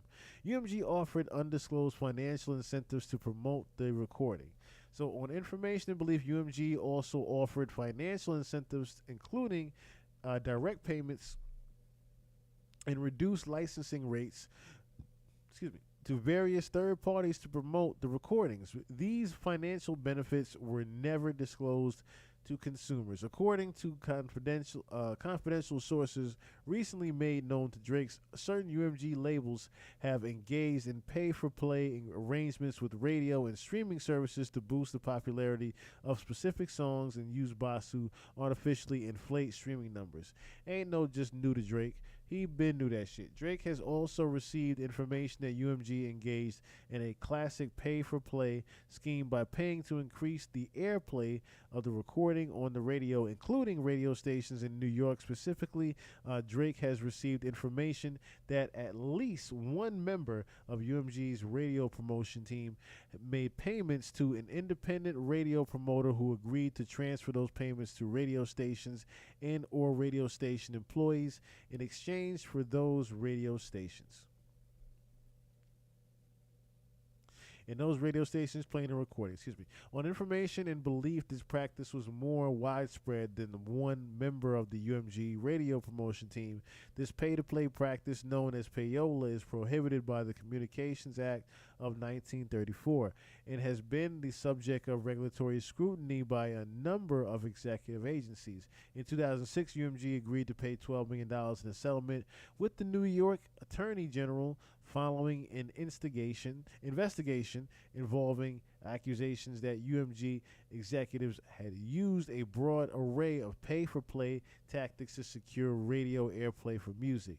In connection with UMG's settlement, the New York Attorney General explained consumers have a right not to be misled about the way in which the music they hear on the radio is selected. He continued, pay-for-play makes a mockery of claims that only the best or most popular music is broadcast separately. In 2005, UMG was sued by two radio promotion companies alleging fraudulent pay-for-play practices. It remains an open secret within the music industry that the power players like UMG are continuing to engage in payola. In November 2024, radio DJ Funkmaster Flex released an alleged price list for payola on radio stations. Do they have that? Oh. I thought they had it. I thought they had it. Okay, so Urban Radio, $100,000 for a mix show, and $3,000 to $5,000 per song for local DJs. Other whistleblowers in the music industry have similarly confirmed the use of widespread payola, with some claiming to have proof. On information and belief, UMG also provided financial incentives to streaming platforms to promote the recording. Drake, why you just don't say that they did the same things for you? Why you just can't come clean with that? Why you can't come clean with that, my brother? On information and belief, UMG on information and belief is still hilarious to me. On information and belief, just say the information. And UMG charged Spotify lower than usual licensing rates for the recording in exchange for Spotify affirmatively recommending the recording to users who are searching for other unrelated songs and artists. Third parties have documented strange recommendations in searches on Spotify. On July 3rd, 2024, a user posted a video on Twitter of a man typing Eminem into Spotify's search engine and a recording appearing as a suggested search result. The user captioned the post, "It doesn't matter what you search on Spotify, you'll see Not Like Us pop up. Spotify picked their side and their algorithm is proof." Other users described similar experiences. Oh, yeah, I did see that too. I saw that little hack that was going on too. Regardless of what song you put in, that Not Like Us is going to pop up around that time. Recommended songs, search results, and promoted playlists play a role in determining which music users will be exposed to and ultimately consume. An article discussing the harms of payola on music consumers describes that by including songs in suggested playlists, Spotify and other streaming services represent to the listening public that the song has been chosen because it is uniquely aligned to that listener's taste or the playlist mood, and then the expert curator has judged the song to possess artistic excellence. On information and belief, UMG, might as well just title that one right there, right? On information and belief, UMG paid to use bots to stream the video. On information and belief, UMG employed a similar scheme by paying social media influencers to promote and endorse the recording and video. As just one example, plaintiff understands that UMG paid directly or indirectly the popular NFR podcast to promote the recording and video without disclosing the payment. Okay, so remember, NFR podcast was pretty much catching all the new records, like the Rick Ross record. They were catching all the new records and posting it on Twitter as soon as them shits dropped. Shout out to NFR podcast. As part of its deal with UMG, the NFR podcast publicly published podcast episodes, tweets, and other content about the recording. On information and belief, UMG conferred financial benefits to Apple Music to have its voice-activated digital assistant Siri purposely misdirect users requesting other songs to instead stream the recording. Online sources reported that when users asked Siri to play the album Certified Lover Boy by Drake, Siri instead played the recording. UMG took other unprecedented steps to promote the defamatory, so pretty much it sounds like anytime you put in Drake, it was going to play Not Like Us, as well as other songs on Spotify. On May 4, 2024, UMG removed the recording's copyright restrictions on YouTube and Twitch, thereby whistling the recording, or whitelisting the recording. On information and belief,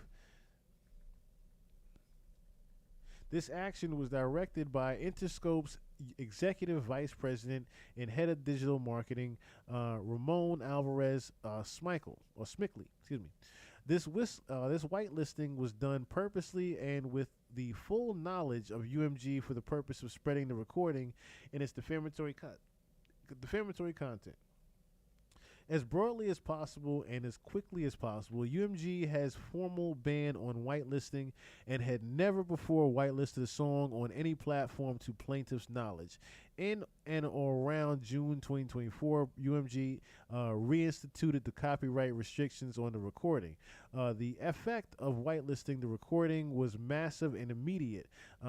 Able to play the recording in full in their own videos and to profit from them, content creators rushed to republish the recording in reaction videos. As just a few examples, shows here the Cartier family, whose YouTube channel has 1.44 million subscribers, posted a video depicting the image and using the recording. As of the date of this filing, the video has 2 million views. Nice job. Nice job, Cartier family. Nice job.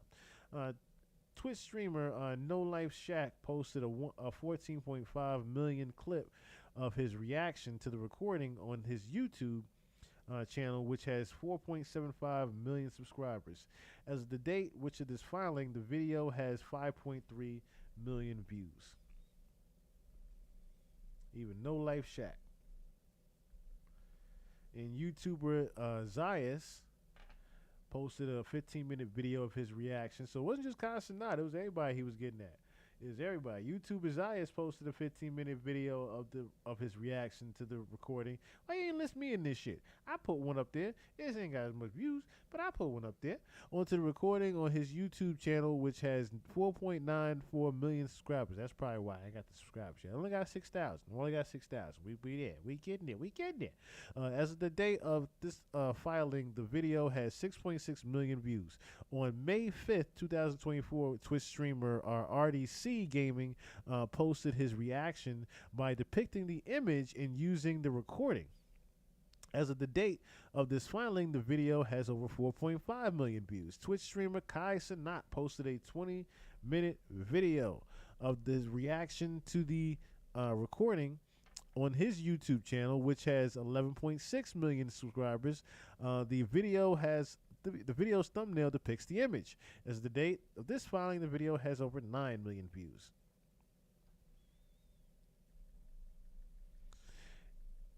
These content creators could have legally republished the defamatory material in full or profited from the reaction videos without UMG first whitelisting the recording.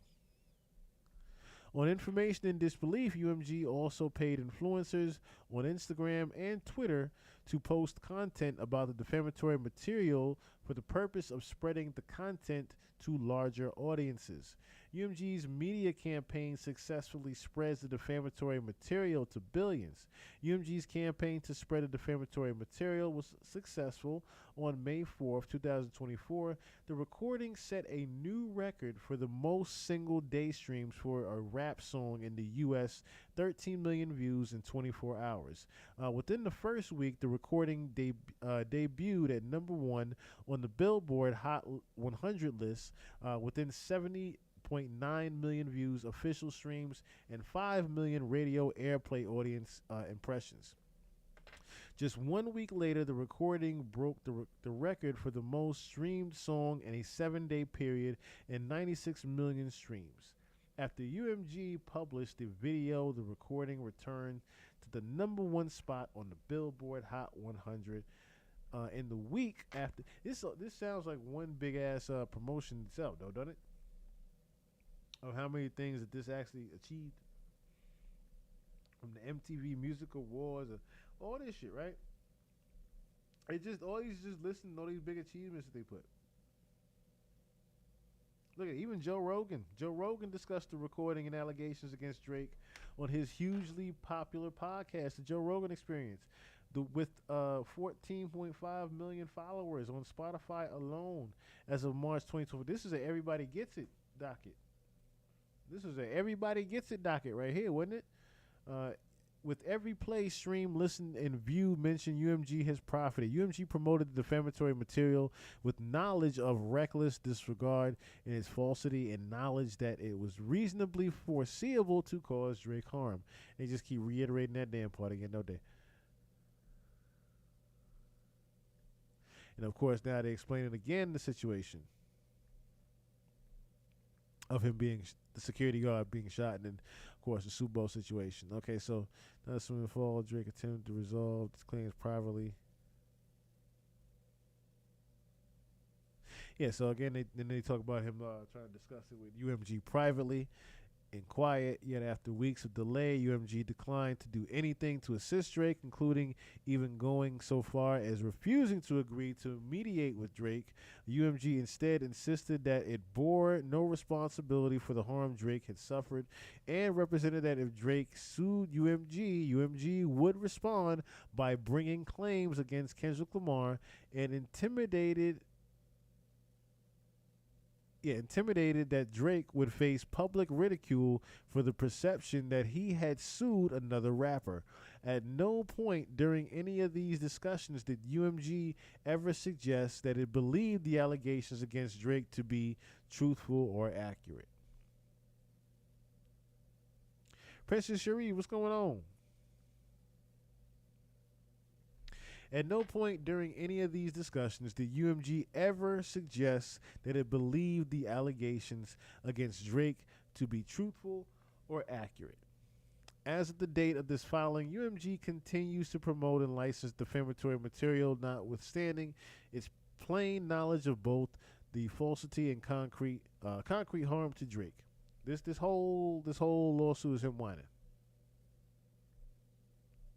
This whole docket is him whining. Literally, this is all about defamatory material and like, oh, finally we got the false, the allegations.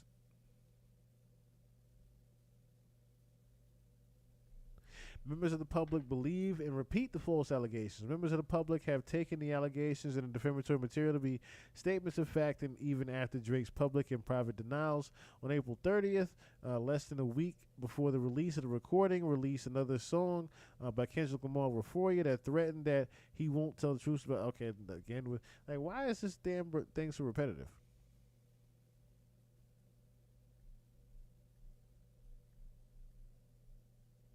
Oh, hold up. As one user put it, this isn't a diss, it's the truth. The culture isn't just not fucking with Drake, it's correcting itself by kicking out these predators, Drake, Diddy, etc. Another user wrote that the recording is telling the truth about Drake being a pedo. Other users echoed the same. Drake has more than 800,000 dislikes on that song because everybody believe he loves touching children because we have evidence everywhere, which we do. Which we damn sure do. People saying, I love this song. We would have never known Drake as a whole pedophile if the information wasn't exposed. Respect and love you, Kendrick, for keeping it 100. From your tone, anger, and passion behind your words, there's no doubt on my end that Drake is indeed a pedophile. Kendrick just exposed Drake of running with pedos and sex offenders.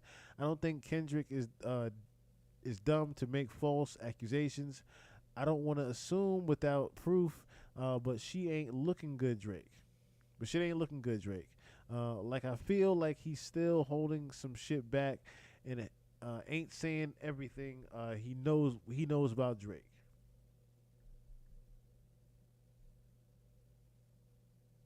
Many people reacted to the image which depicts Drake's Toronto residence and sexual predator icons. One user asks, who are the 13 pedophiles at Park Lane Circle? Of course, you just go through the list of the actual crew members. Of course, you get, of course, that number 13, of course.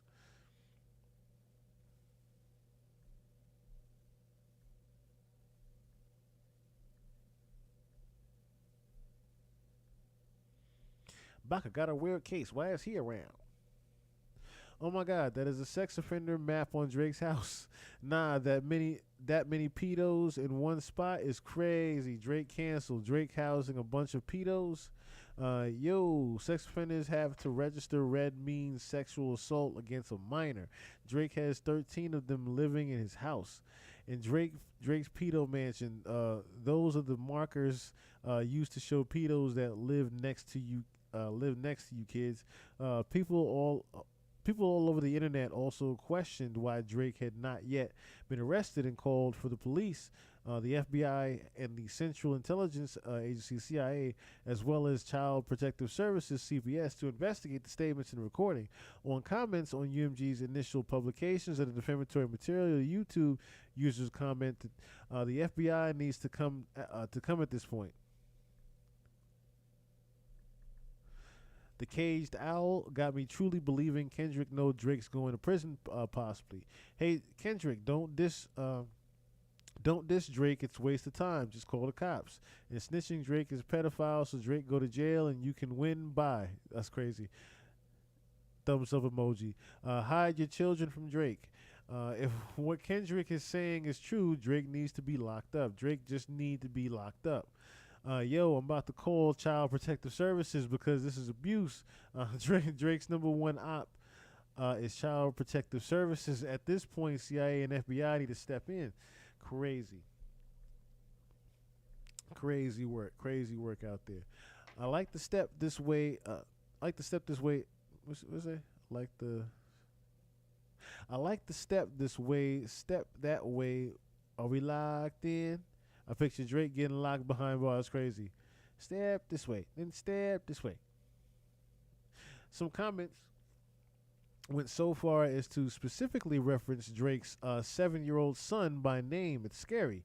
If what Kendrick said is true about Drake, mother of Adonis, save your child. Adonis gets to play with the trapped kids in Drake's mansion when he does good. I don't think Drake can even attempt to parent Adonis anymore.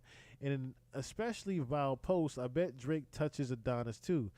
Imagine that. Now, let me just say this. Hey, Abra, what's going on? What's going on, Miss Abra? Let me just say this as well, right?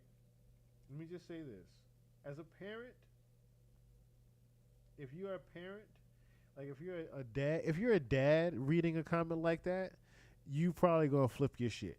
I'm just saying. If you are Adonis's dad, you are flipping your shit reading that. I bet Drake touches Adonis too.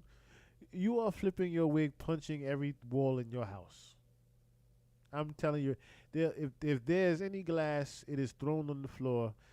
Made, pick it up. I don't give a fuck right now. I need some anger needs to be released. You see that as a father. Just saying.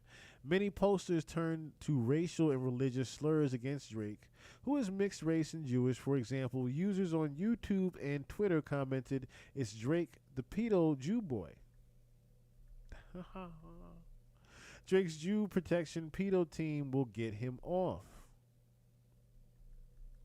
I'll say it, them Jews are the colonizers. That's who Drake represent, who got to take our music back from those devils. On a deeper level, they not like us. Understand Drake is a Khazarian Jew. If you know the history, you know that they stole the identity of the true biblical Semitic Israelites.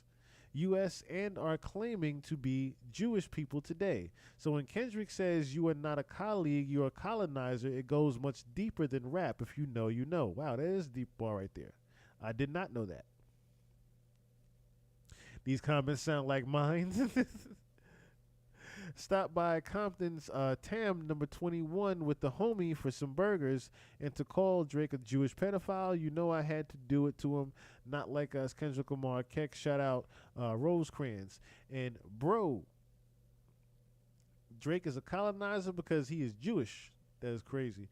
In a May 10th, 2024 recording of the It's Been a Minute show produced by NPR, host Brittany Lewis discussed the allegations in the recording with NPR music reporter Sydney Madden and writer Terhaka.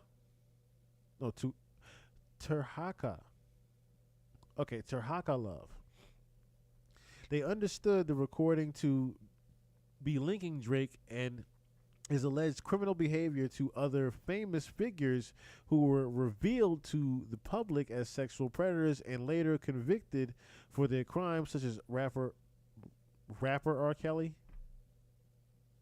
I was rocking with you until you put rapper R. Kelly. I was rocking with this whole lawsuit until you put fucking rapper R. Kelly, goddammit. Rapper R. Kelly? Rapper R. Kelly? You damn ignorant ass lawyers, I tell you. Ms. Madden insinuated that the allegations could be true, commenting that so much dirt, rapper R. Kelly, so much dirt has been unearthed to the love. The allegations rose to the level of warranting an investigation. Because while this sort of behavior, meaning sexual violence, is in our faces, for a lot of different industries, it is unusual for the allegations to come from contemporaries. The podcast positioned the recording as having the potential to be a tripping point for a Me Too movement in the world of hip hop. Luz explicitly asks her guests whether they consider the allegations in the recording to be art or cause for an actual criminal investigation. Ms. Madden answered by pointing to the trial by rapper Young Thug, that's a rapper, damn it, who was recently criminally prosecuted in Georgia on RICO charges in a case where the prosecution relied heavily on rap lyrics as evidence. Other celebrities have suggested the possible truth of the allegations. During his set of May 7, 2024, charity event actor and comedian Seth Rogen commented on how Drake must feel now that people are dancing to a song that calls him a sexual predator. Mr. Rogen said, "Could you imagine going to a club and seeing a room full of people dancing to a song about you being a pedophile? Especially if you were one. I don't know if he is, but if he was, I assume that it'd be very alarming, the most alarming moment in your life, honestly. Oh no, they're on to me." Others compared Drake to infamous people who have actually been charged with and found guilty of sex crimes. In comments on UMG's initial publication of the recording and imaged to YouTube, users commented Drake is a pedophile and sexual abuser on the level of Weinstein, Diddy, and Epstein, and people like Drake. Weinstein and Epstein using power and money to humiliate and terrorize and traffic and groom females and children.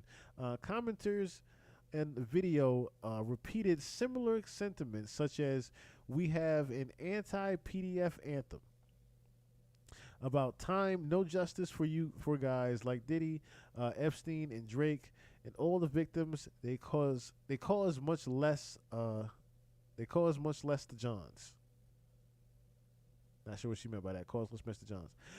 Users characterize Drake of being just another Hollywood pedo. See, here's the thing, right?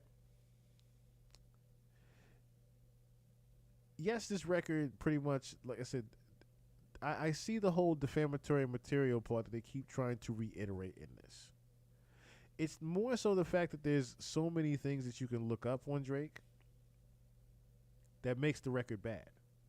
Now, what makes this lawsuit even worse, Fury Fierce, what's going on? What makes this lawsuit even worse here is the fact that it more so promotes the actual lyrics in the song. See, this particular lawsuit, unfortunately, now is going to make a lot more people start to look up the facts on if he really is a pedophile or not. That's what this literally is going to cause. People are going to start looking at different videos and looking up different information. And now that there's a whole smorgasbord out there of blind items that we looked at, imagine the people that stumble upon that smorgasbord that we've looked at, that have never seen that before. And then they find out about the parties that his dad was luring people to, was luring young women to. Think about that. Your dad, you said you're just like your dad yourself in your own rap lyrics, right? You said you are just like your dad. Your dad is out here luring young women to his house, saying that it is a Drake after party, and Drake is not even going to be there. Like, what are we talking about here?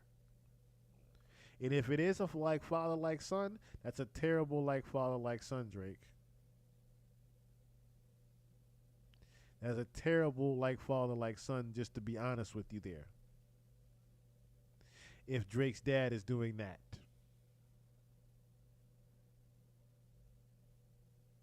And then, like I said, it's videos of you, yourself, in situations, in compromising situations, in compromising pictures.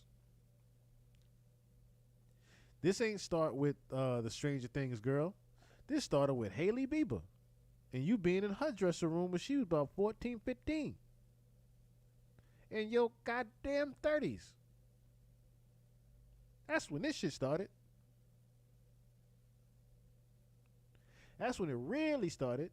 The hell with the 17-year-old on the stage. It started with that. Because that's you know better. That's a brother, you know better. Tighten up, weenie. You were told to stop fucking with the 25-year-olds for a reason. And even in your lyrics, you're talking about how these girls are barely old enough to even be in the club. What? Drake, you are 2 years older than me. You are 40 years old. Why are you even talking to anybody that's barely old enough to be in the club? Why? Why in your own lyrics you're talking about this? The songs came out 10 years ago, but she probably don't know the songs. How old was she when your songs came out, Drake? That's telling right there. You're telling on your damn self. The songs were, she was young when your songs came out? What? You're telling on yourself. That's what I keep saying. The record wouldn't be a hit if there weren't things to back it up. Regardless if UMG promoted this record with $10 billions, The record does not become an actual hit without the facts being true on you. You leaving the Mark Hotel. You leaving the damn Mark Hotel. Chris Alvarez, for example, with the golden wig on his head. These weird little instances where someone is meeting up with you for dinner and listening to music at 3 o'clock in the morning on a Sunday. These little things like this. It's little things like this.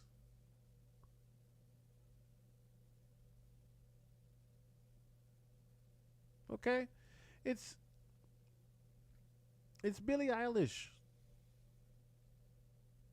You say, yes, the Stranger Things girl, but it's little Aya that literally is, from what it sounded like in the video, is about to go to court over you. It don't sound too good, Drake. One of the ices on the cake, one of the pieces of ice on the cake, I should say, would be Lotto's sister. Lotto's sister, there wasn't even 18 yet when you started dealing with her. Like, brother, when does your list stop? I said, the hell with the record. People were saying this before, not like us. That's what you don't get, Drake. People were saying this shit before the record happened. Believing the accusations, many listeners also repeated the calls for violence against Drake. From the defamatory material in the comment sections of UMG's first publication of the recording and video on YouTube, users made threats Drake not going to be able to touch down into Cali going forward. Somebody gonna Biggie Smalls him. Homies out here don't tolerate pedophilia, not even joking. Drake better come with Secret Service type security if he plans on going to LA. And even then, that might not be enough. They not like us. Laughing emojis. Drake can't never go to LA. Which, let me also say this too. There's a lot of people in LA, a lot of top OGs. Hell, you can almost say Snoop pretty much would definitely okay Drake still coming through peacefully and nothing would be done to him. Kendrick Lamar would probably make sure that nothing is done to Drake because it's not worth it. It's not worth it. Drake can never go to LA without Secret Service level security now. On Twitter, the references to violence continued. This is one of the situations. This is one of those situations where you kind of just gotta kill yourself if you're Drake. Unbelievable. Other commenters are okay. So this is nice dressing it up by the lawyer. Now, so in the beginning they did the repetitive defamatory material and they're still going on with it, but now they're dressing it up like, okay, now Drake's mental health is being fucked with. This is masterclassman at the end right here. I'll definitely give this conclusion that they're using right here A for effort as what they're doing right here. This is trying to make it this is the woe is me section of the lawsuit. Other commenters reveled in the idea of Drake suffering from sexual assault in prison. Even nerds know if you're messing with kids, you don't do good in jail. And everyone is dancing to Drake being a pedo getting violated in prison.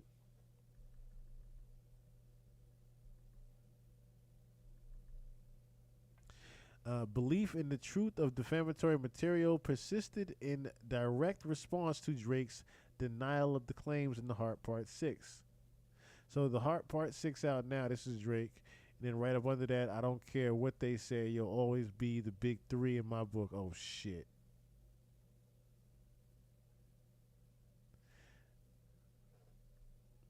That's crazy. Weinstein, Epstein, and Drake.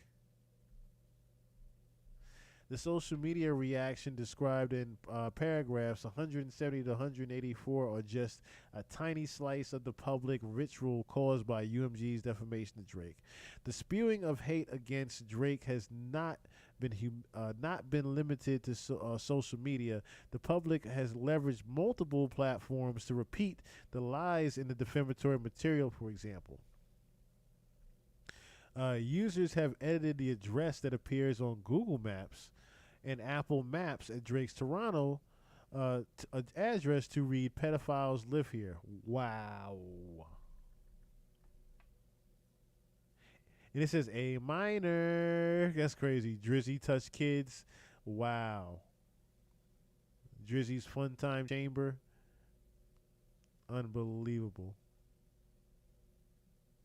KDO K-Dot pool.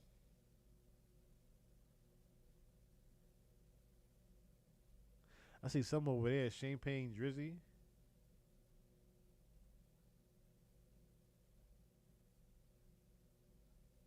I'm a witness. Wow, I'm a witness lane.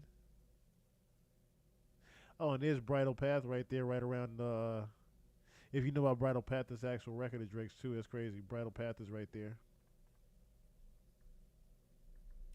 Less than a month after UMG's published the recording, in Image, author Martin Vital published an article titled "The Drake Kendrick Rap Beef: A Case Study of Mob Psychology." Mr. Vital explains that mob mentality is a psychological state that causes people to abandon nuance. Label anyone who defends the accused as being guilty of the same accusations of the accused. Reward those who perpetuate their cause and do bad in the name of doing good. And even when accusations are made without supplying any evidence, Mr. Vidal concludes that the public reaction to the allegations against Drake were classic mob mentality, citing the shooting and other trespassing incidents of vandalism at Drake's OVO stores and overwhelming negative public outcry. The Vidal explains that his mob mentality is why people can believe the allegations, despite the fact that Drake has never been accused of inappropriate behavior with a minor. Something similar like grooming by any underage or formerly underage person he's interacted with, or families of their acquaintances, and just about every alleged victim of such has come out in defense of Drake. According to Mike Rothschild, ironically, Mike Rothschild, an author and expert on conspiracy theories, ironically, accusations of pedophilia are particularly ripe for conspiracies. He described that allegations of child sex abuse cause people to immediately just lose their minds. Even if these children don't exist, and even if you just put out the suggestion there, it grabs a hold in a way that is difficult to dislodge. What was you going to hit there?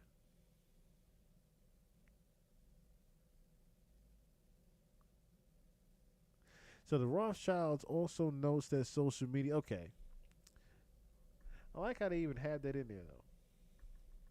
I like how they have the Rothschilds in there. Just further confirms the connections, you know?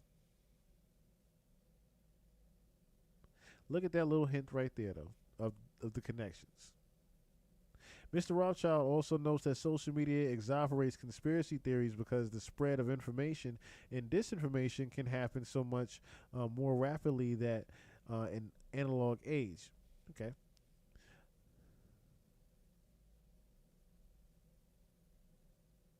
Says UMG's conduct caused Drake reputational, financial, physical, and emotional harm. So UMG's publications have caused Drake reputational, financial, and physical and emotional harm, and all of these harms were reasonably foreseeable. The Economist and YouGov polled Americans about their views of Drake in August 2023 and in May 2024, shortly after the release of the recording and image. Drake's favorability rating dropped by 11%, which his unfavorability rating rose 13%. Drake was now less popular in the events in the United States than Joe Biden and Donald Trump.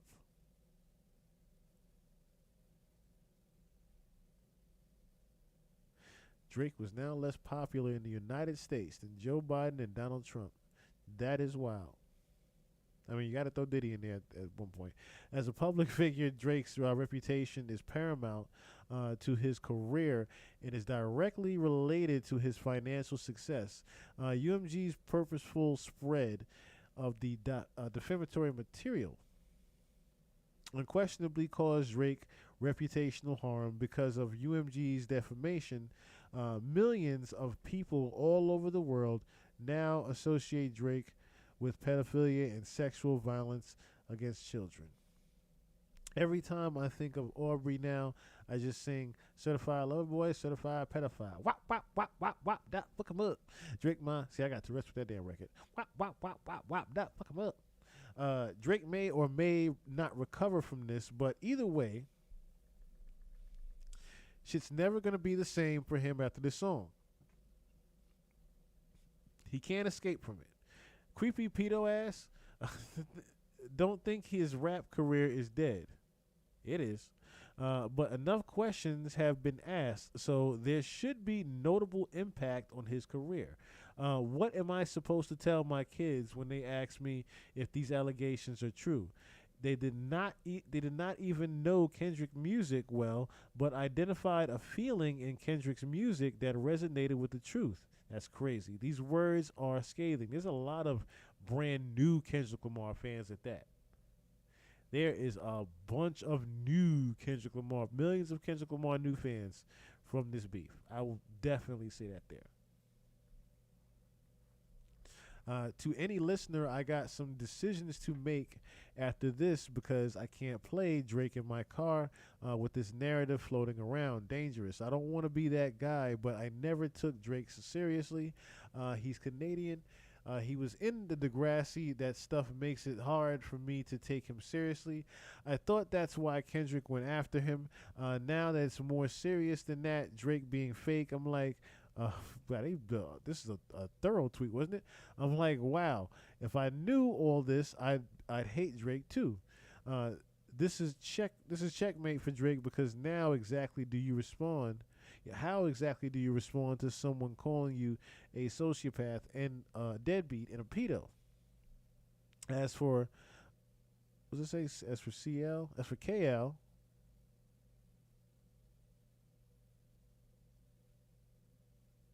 Okay, so as for KL, I just want to know how he found out some of these things and what took so long to call Drake out. Oh, Kendrick Lamar. Okay, so as for Kendrick Lamar, I just want to know how he found out so many things and what took so long for him to call Drake out. Oh, and this whole thing is about this whole thing is beyond brutal at this point. Kendrick must truly fucking hate Drake for some reason. Makes me inevitably think there might be real merit to the pedophile claim. Sorry, Drake. Kendrick is literally making me think of Jesus Christ. Talk about a winning rap beef. This reputational harm caused Drake financial harm in an amount to be proven at the trial. So you ain't got the amount now? You got all these other statistics, but you ain't got how much money you lost. UMG knew or should have known that the statements it published about Drake would cause substantial harm, as the statements are inflammatory, wrongfully impute criminal activity to him and damage Drake in his trade. The defamatory material has so severely damaged Drake's standing in his trade and community that undoing that reputational harm caused would require a massive and expensive corrective campaign. It is not just the fact that the false allegations have spread to millions around the globe. It is also the intensity with which people believe the allegations, as of evidenced by the events on May 7, 2024, the pervasive online commentary changing people's minds, particularly about deeply held beliefs.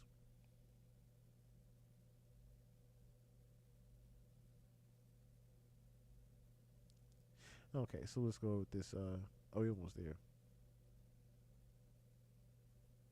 So changing people's minds, particularly about deeply held beliefs. takes repeated messaging from trusted sources. Okay, so we're at the end here too. I know it's at the very bottom. UMG knows and understands just how destructive false allegations of participating in criminal sex acts against minors can be. When UMG and Sir Grange were accused of aiding and abetting P. Diddy's criminal sex acts in 2024, they moved to dismiss the complaint and called the accusations offensively false allegations of criminal behavior that would be libellous per se, if not contained with a legal filing, and knowingly and maliciously false and defamatory in Sir Grange's words. A single lie can destroy a reputation of integrity, and that while it takes years to build a reputation, it can be ruined in 5 minutes. UMG's conduct has also caused Drake's physical and emotional harm. UMG's publication was the proximate cause of the violence against Drake in early May. Okay, now they're going back to damn shooting the security guard shooting again. Okay, so UMG deceived the public and caused Drake harm.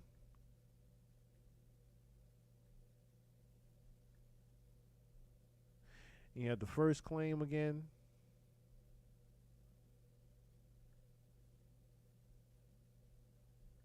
Yeah, so that is pretty much the lawsuit in a nutshell.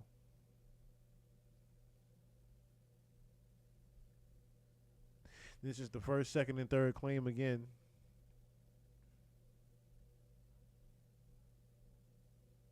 It says prayer for relief.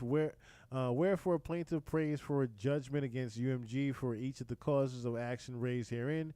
Plaintiff respectfully requests a judgment in his favor against UMG for nominal damages,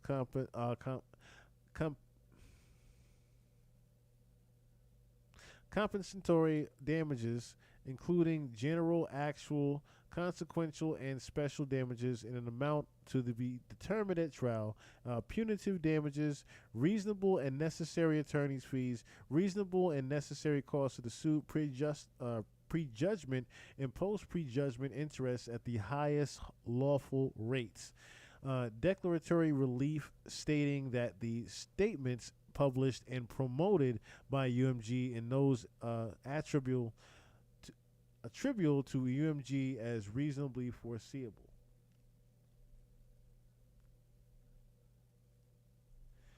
In my opinion, he done fucked up.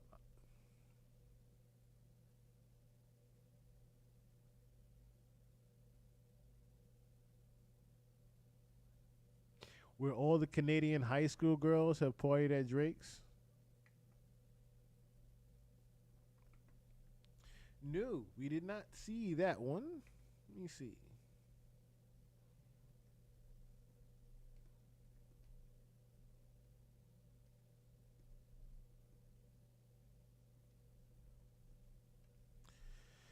Let me see here.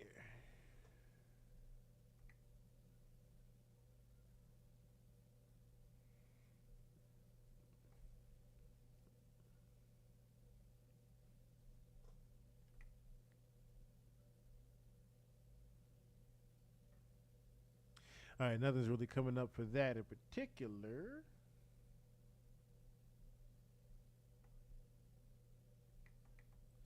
Let me see. Do I have that video of the London kids that did that, though?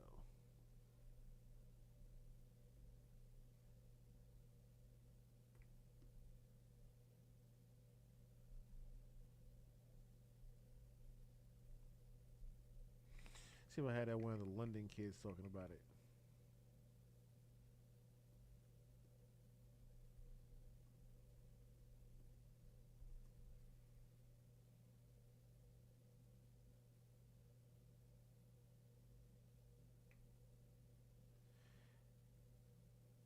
See if I can find that video for us.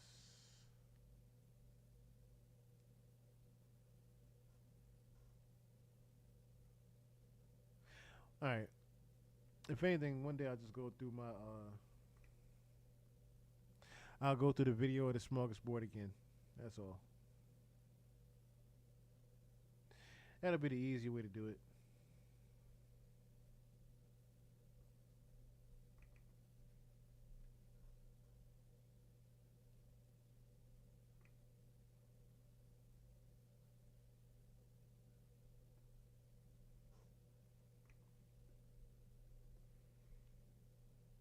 Yeah, they don't got it up here right now.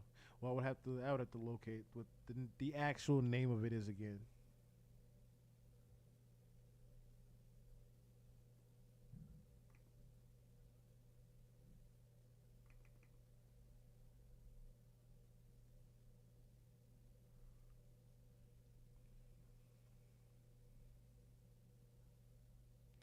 I can't remember the name of the Drake board that I had. Okay. All right, that's fine. Yeah, that's fine.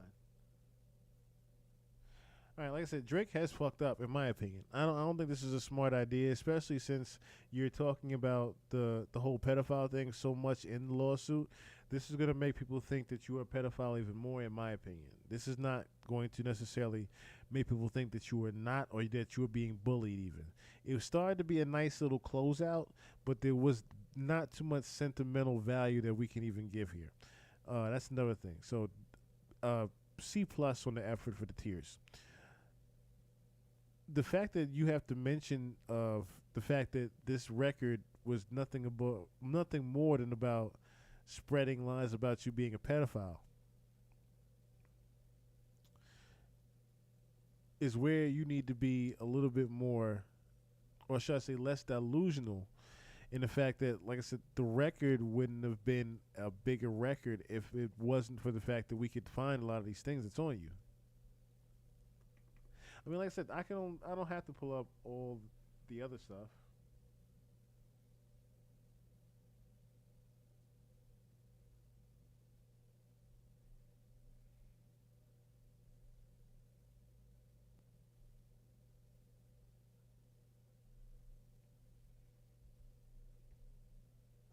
Wait, they said Drake dad follow you? Who do? Be honest, what do you think about the Drake allegations?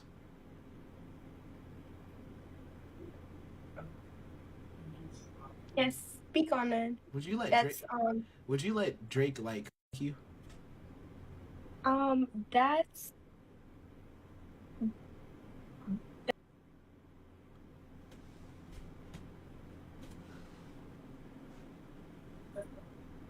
the court.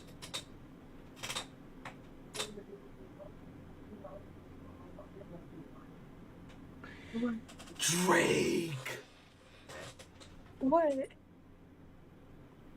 You're a victim? No. Of course not. Wait, so what you said about why you said it'll be in the court? Because that'll be something Oh, you can't speak about it right now? that I can't speak about. Yeah.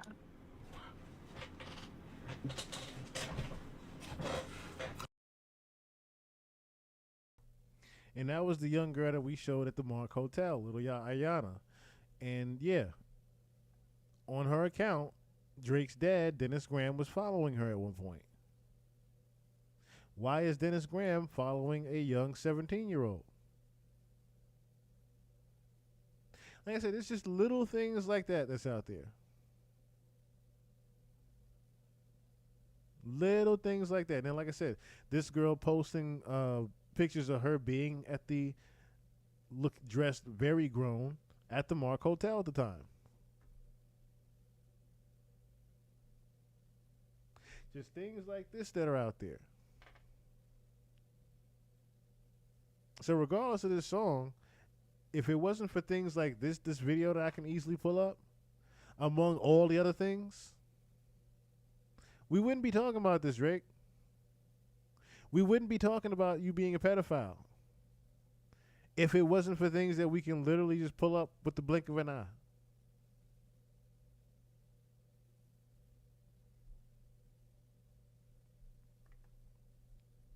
So regardless of this lawsuit,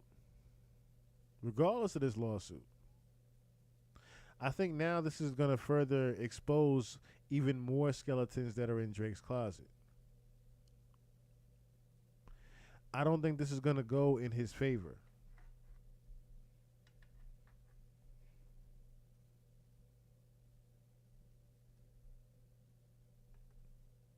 This is not going to go in his favor whatsoever. If anything, they're going to start talking about even more shit that Drake could be involved in, unfortunately. As he said himself, UMG told you already. If you sue us, we will publicly humiliate you. I don't think that's one of the only ways that they can publicly humiliate Drake by saying, oh, he's just a snitch rapper. I don't think that's one of the only ways they can Eyes do Wide that. Shut was a thriller. I'm just saying, that's not one of the only ways they can do this.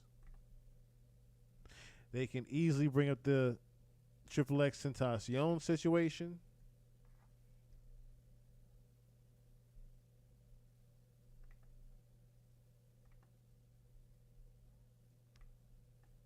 Like I said, they can actually prove the Ayana situation. As you just heard, little Ayana, she probably is already going to court for this very soon.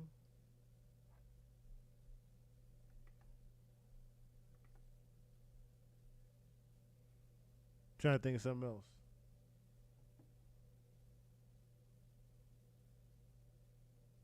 As far as what Universal would use as an angle.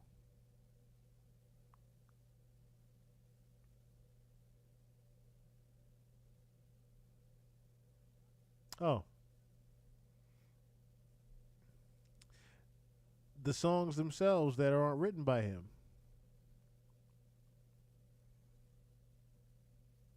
Majority, almost 85% of your hit records are not written by you. It's different ways that this avenue we can go down this avenue.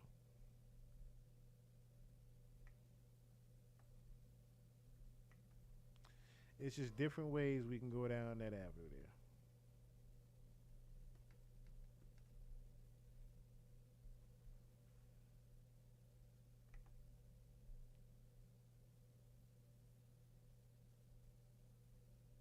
Yeah, I believe he's out of here. I believe he's out of here. I do not foresee this going to be a good thing for him. One quick video I wanted to share with you guys before we go. Coming from the homie Truth Is.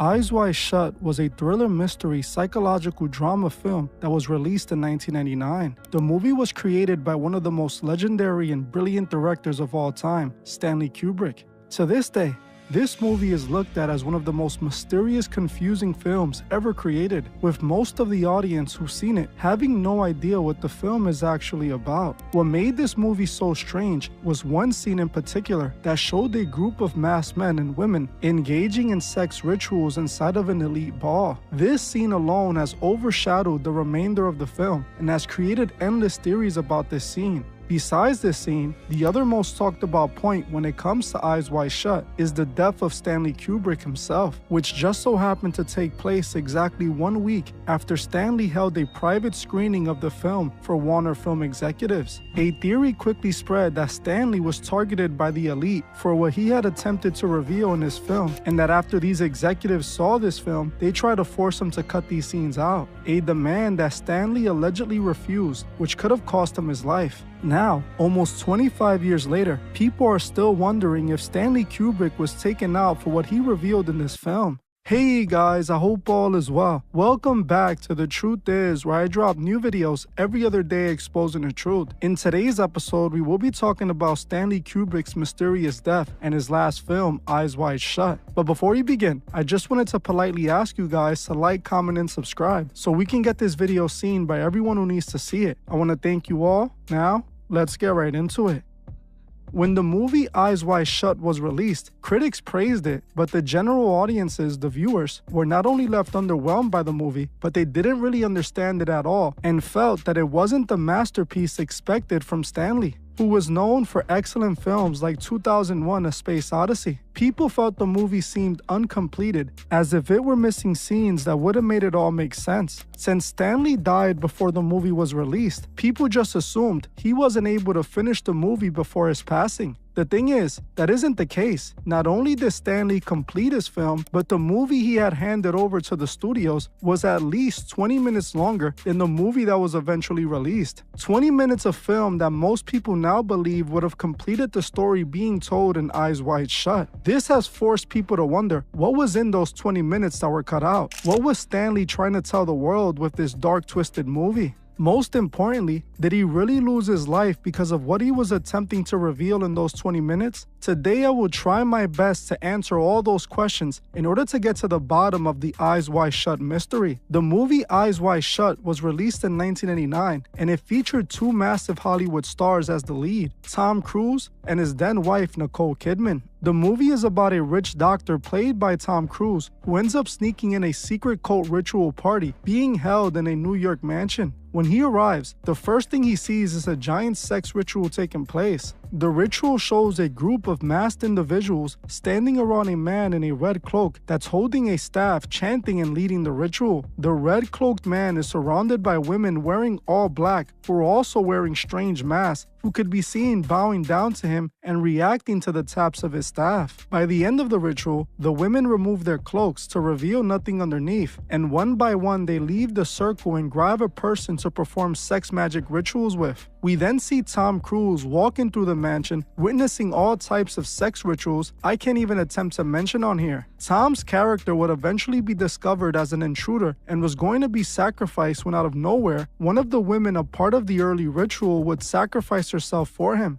Tom would be let go on orders not to talk about what he saw or pay the ultimate price. He then leaves the castle. Left with many questions, Tom's character starts to try to find more information about what happened to the girl who sacrificed herself for him and who the men that held that event were. By the end of the movie, Tom's character realizes just who were the people at the private ball, those who secretly run the world. Tom is then warned by one of the members of the cult to forget about the whole thing, telling him if he found out who was truly at the ball, he wouldn't sleep at night. Now, on the surface level, the movie seemed to be about a doctor stumbling on to the secret world of the elite, but this movie is actually much deeper than that. In fact, according to this Reddit poster, 33 Do Eyes Wide Shut, each scene of this movie is connected to the different degrees of Masonry. He provides so much evidence to prove his theory that it's actually pretty astonishing. He explains how every scene is coded with Masonic references and colors pertaining to each degree in Scottish Rite Freemasonry. This Reddit poster does an amazing job at putting the pieces together to prove that this movie was clearly about Masonry. He stated this in his post: the basic outline of the Eyes Wide Shut cipher is that from the beginning of the film until the end,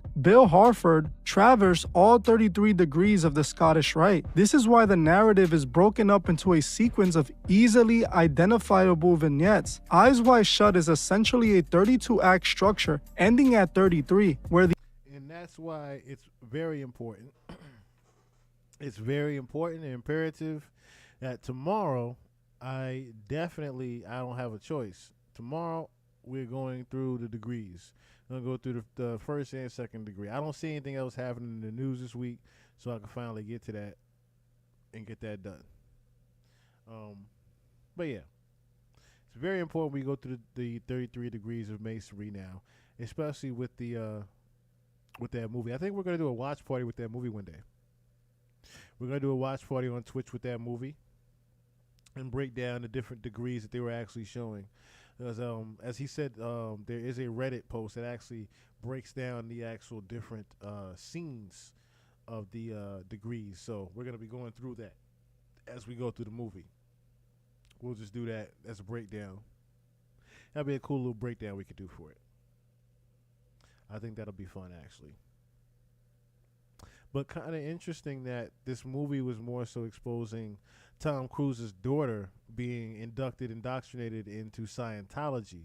So it's kind of crazy how we broke down the Scientology thing not too long ago.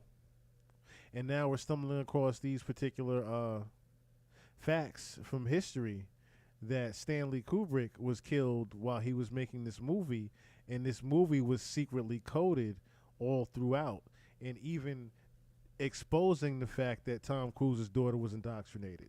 The educative associations of each degree are encountered in ascending order and provide something of a through line or a philosophical arc to the film. Now, out of respect for the work this Reddit poster did, I will not present his full theory here, but I will leave the link to his Reddit post in the description of this video for those that are interested in reading it. I myself believe this movie is all about the occult, masonry, and alchemy. All these themes are prevalent in this film. For instance, the most famous scene in the film, the ritual scene, was about spiritual alchemy and sex magic rituals. This is what the cult members were participating in when Tom walked into the castle. What many people don't know is that this part of the film is actually more realistic than people know about. This scene was actually filmed in the Mentormore Towers in England. Now, what most people don't know is that the Mentormore Towers were actually built for one of the elite families, the Rothschilds. When people talk about the elite running the world, the Rothschilds are on top of that list. Yes, they are. So for this movie to even be shot at the Rothschilds mansion tells you just how deep this rabbit hole goes with this movie. Now, what makes this even stranger is that this scene seems to mimic a real-life party that was hosted by the Rothschilds themselves. Back in 1972, the Rothschilds hosted an elite-only party called the Cyrillus Ball. The Cyrillus Ball was an event hosted for only the most powerful people in the world. For this ball, everyone wore a strange mask, and the host of the ball, Baroness Maria Helene Rothschild, wore this disturbing-looking mask. All the waiters were made to wear a cat mask, while the party was decorated with baby dolls. They also served guests cake shaped like human bodies on top of altars resembling a sacrifice. It's obvious the ritual scene shown in the Eyes Wide Shut movie was directly influenced by this real party that was hosted by the Rothschilds, something that becomes even more evident considering that the scene was shot in a castle owned by the Rothschilds. It's obvious this scene was one of the instances of Hollywood hiding the truth in plain sight. This scene was revealing to us what the elite of our world are truly involved in. Now, most people think that this movie was made by Stanley in order to expose the elite. It was a film he created to show the world an inside look at what's happening at these elite parties. People bring up the fact that Stanley Kubrick died before this movie was even released, being taken out 1 week after he held a private screening of the film for 2 Hollywood executives working for Warner. According to the story, once the film finished, the executives walked out of the theater extremely upset with Kubrick, demanding he remove parts of the film. Stanley refused to remove these parts of the film, which only further angered the studio, and 1 week later, he was dead. His cause of death was revealed to be a heart attack, which to many never made sense because Stanley was apparently in good health before his death. This article, released back in 1999, suggests that Stanley appeared to be happy and making jokes before he died, which seems to go against the narrative that he was severely ill. All the time, right? Why is that always the case? That's literally always the case, where they make it seem like it's a heart attack, or they had pneumonia, or they had this. Oh, but they were so happy. They were okay. Of course they were. That's the whole thing. What makes his death even more disturbing is that Stanley died exactly 666 days before January 1st, 2001. Bruh.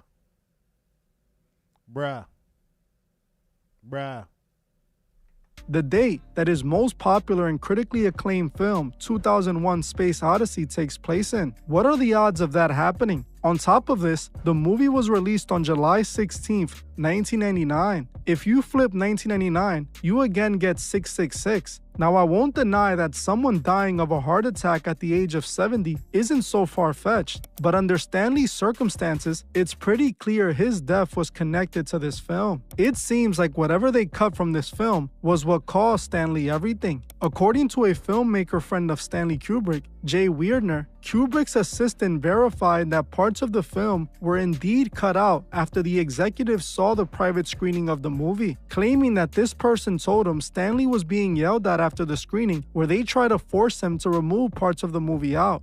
He claimed to be one of Kubrick's top assistants before he died.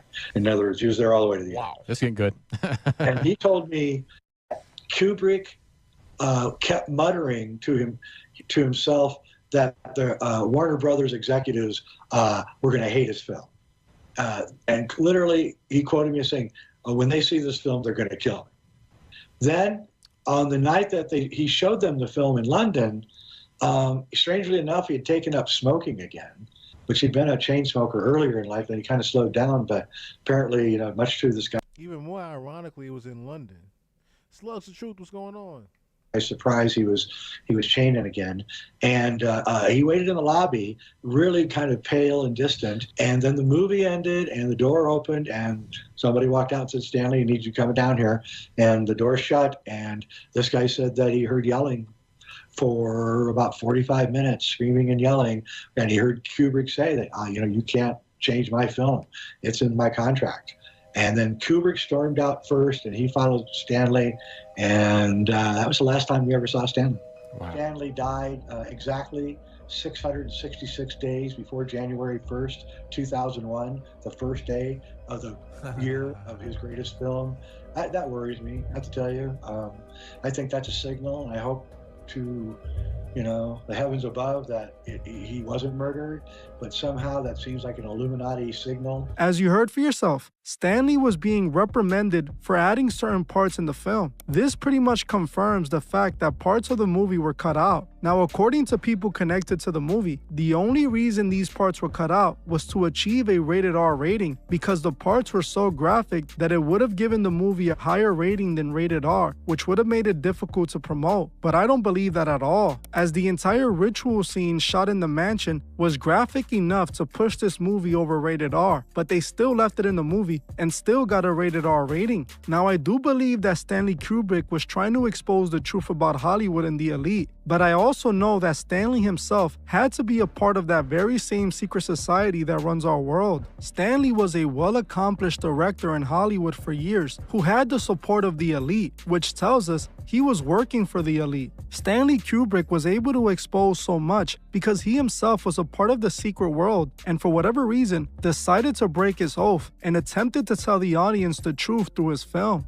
Now, before we continue, I know some people are going to say that if the executives knew Stanley was going to expose them, why would they have allowed this film to come out? Well, there's many reasons behind this. The main two reasons were obviously for money and as a warning to others, as the studio had already invested millions into this film, with it being reported that they spent $65 million on this movie. They weren't going to throw away $65 million.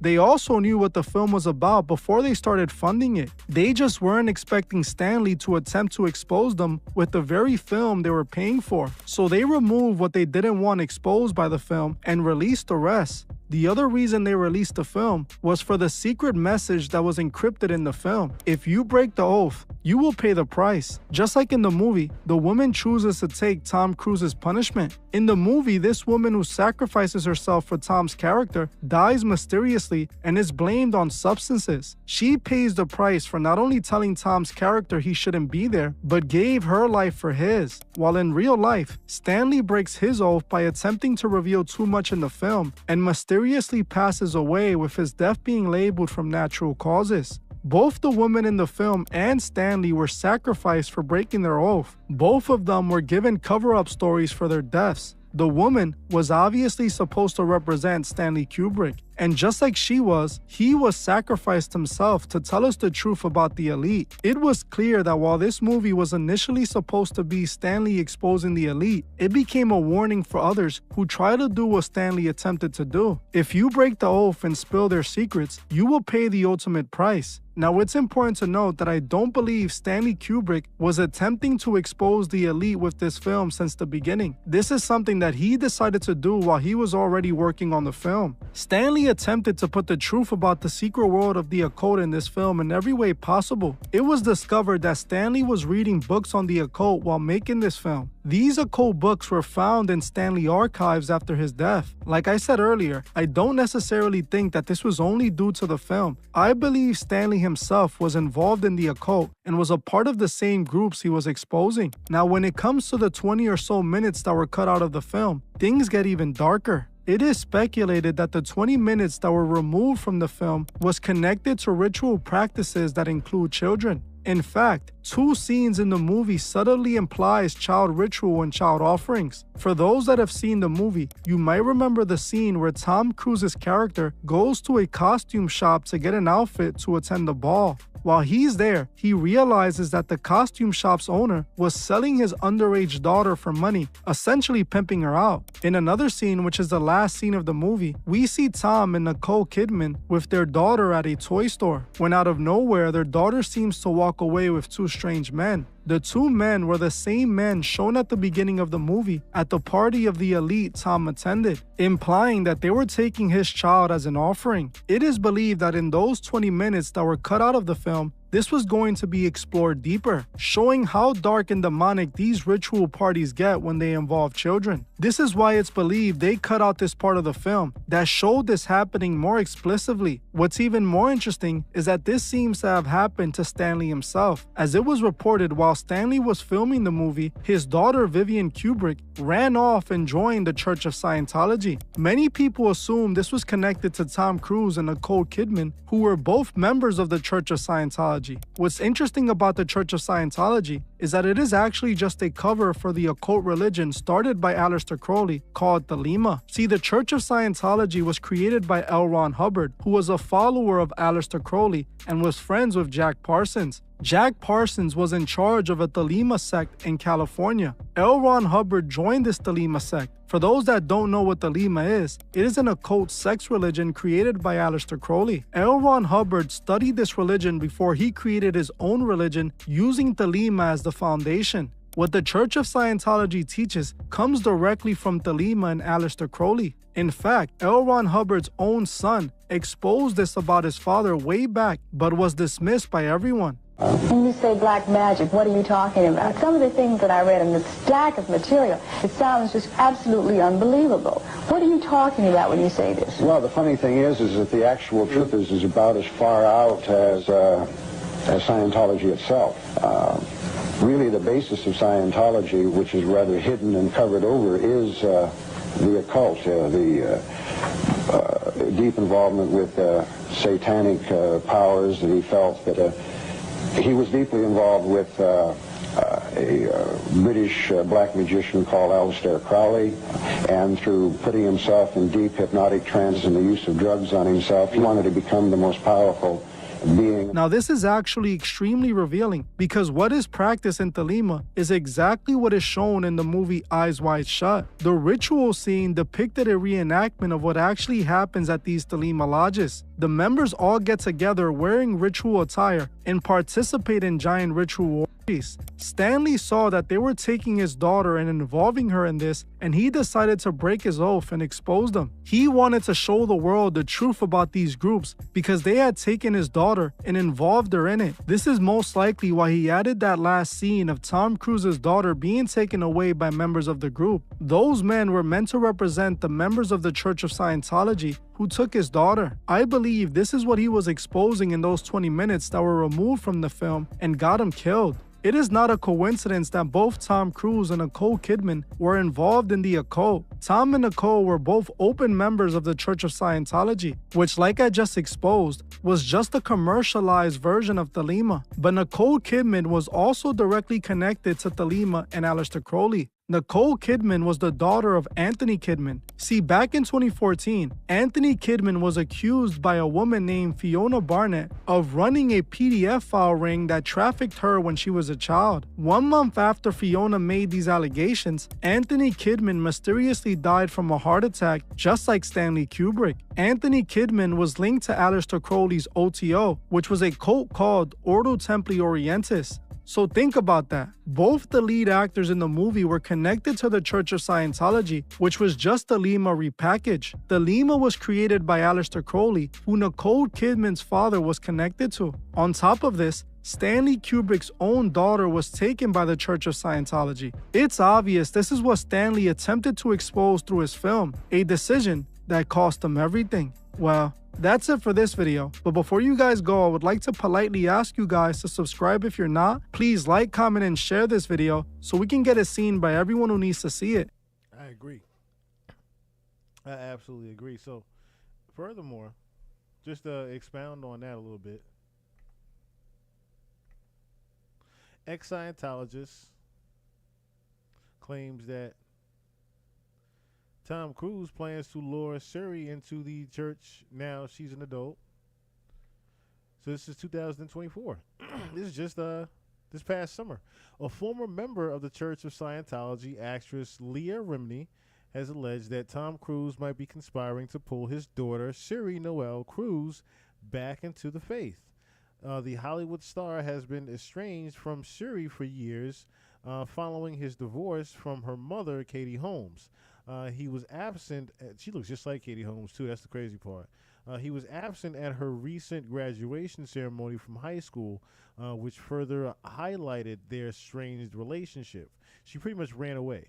A recent report claimed that Tom Cruise, from going to the Church of Scientology, not ran away from home, but ran away from going to the church, pretty much.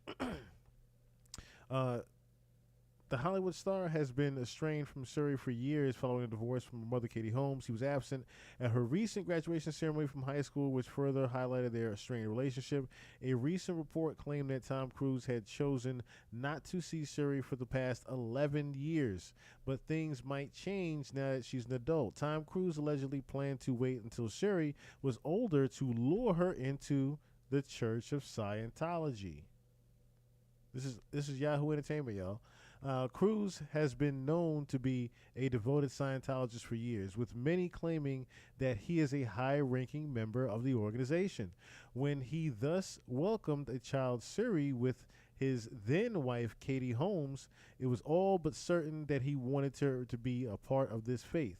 However, within 7 years of Siri's birth, trying to get that duck on it.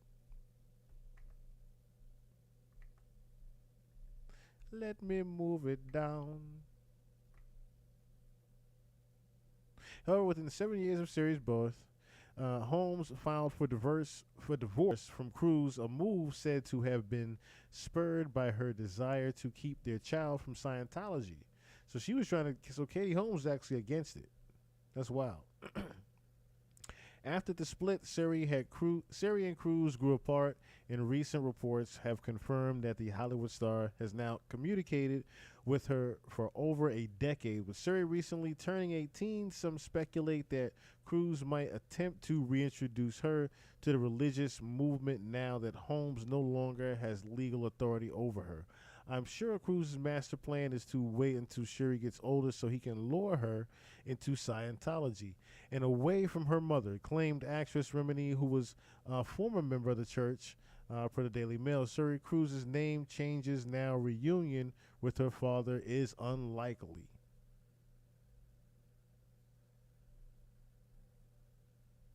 Crazy, crazy, crazy. She's been running from it the whole time. She has been running away from it the entire time. All right, I am losing my damn voice. I'm losing my voice, as y'all can hear. I'm going hoarse. I'll have my black ass back here tomorrow night. I needed to make sure that I gave a devoted pod to just that particular lawsuit, just to make sure we went over the proper information in it. Want to thank everybody for tuning in as always. I love you guys. Slugs the Truth, Jay Porter, Fairy Fierce, Princess Cherie, Abra Amana, Baby Juju, Fairy Productions, Rob Mill, DJ Bear Gang, I know I saw straight from DC up in here, G, Alfonso, Madman 90, Big Money, Emil Mendez, Teresa Jackson, G, the homie John Asatasi,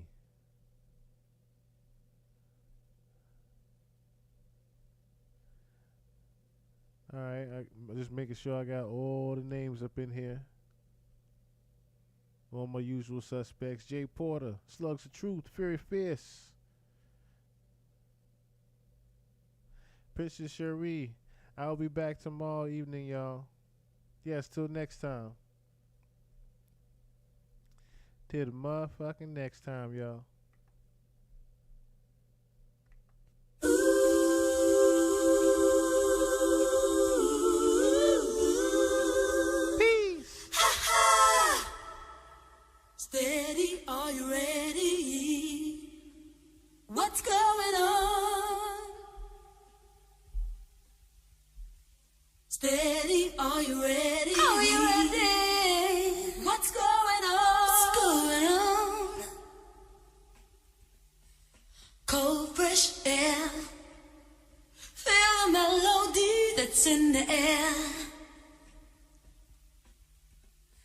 I'm down, take a look around. What's going down? However do you want me? However do you need me? However do you want me? However do you need me? However do you want me? However do you need me? However do you want me? However do you need me?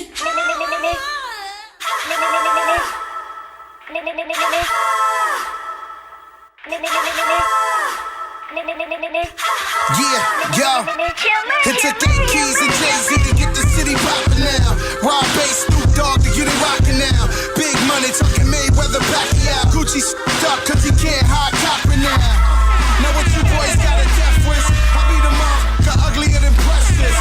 Real nigga, you can find me with the X's. Whipping in the kitchen, both hands, I'm a dexterous. Recession got the hood pushing more than time clock. So I dropped 100 on the streets, I don't buy stocks. Told a little motherfucker, get his shine box. Good fellas, living on my block. Got a problem, I solve them. Got a couple keys, yes, nigga, we'll rob them. Got the 9 million in my pants, case niggas wanna dance, leave a motherfucker looking like Harlem. So we came in this tonight to murder things. We gon' leave this tonight a murder scene. In black from head to toe, we murder clean. Yeah, you know the name of the clique, the murder team. Slow down, so you killing me. Slow down, so you killing me. Slow down, so you killing me. Slow down, so you killing me. On that blow, she's in Montana. Cocaine capital, that would be Atlanta. 1 triple O, well, that's the home. You catch you slipping, well, that's the stove. Next time a homicide, ain't nobody seen. Wake up to a homicide, ain't nobody seen. Little shit like that lets me further know what it is you really do.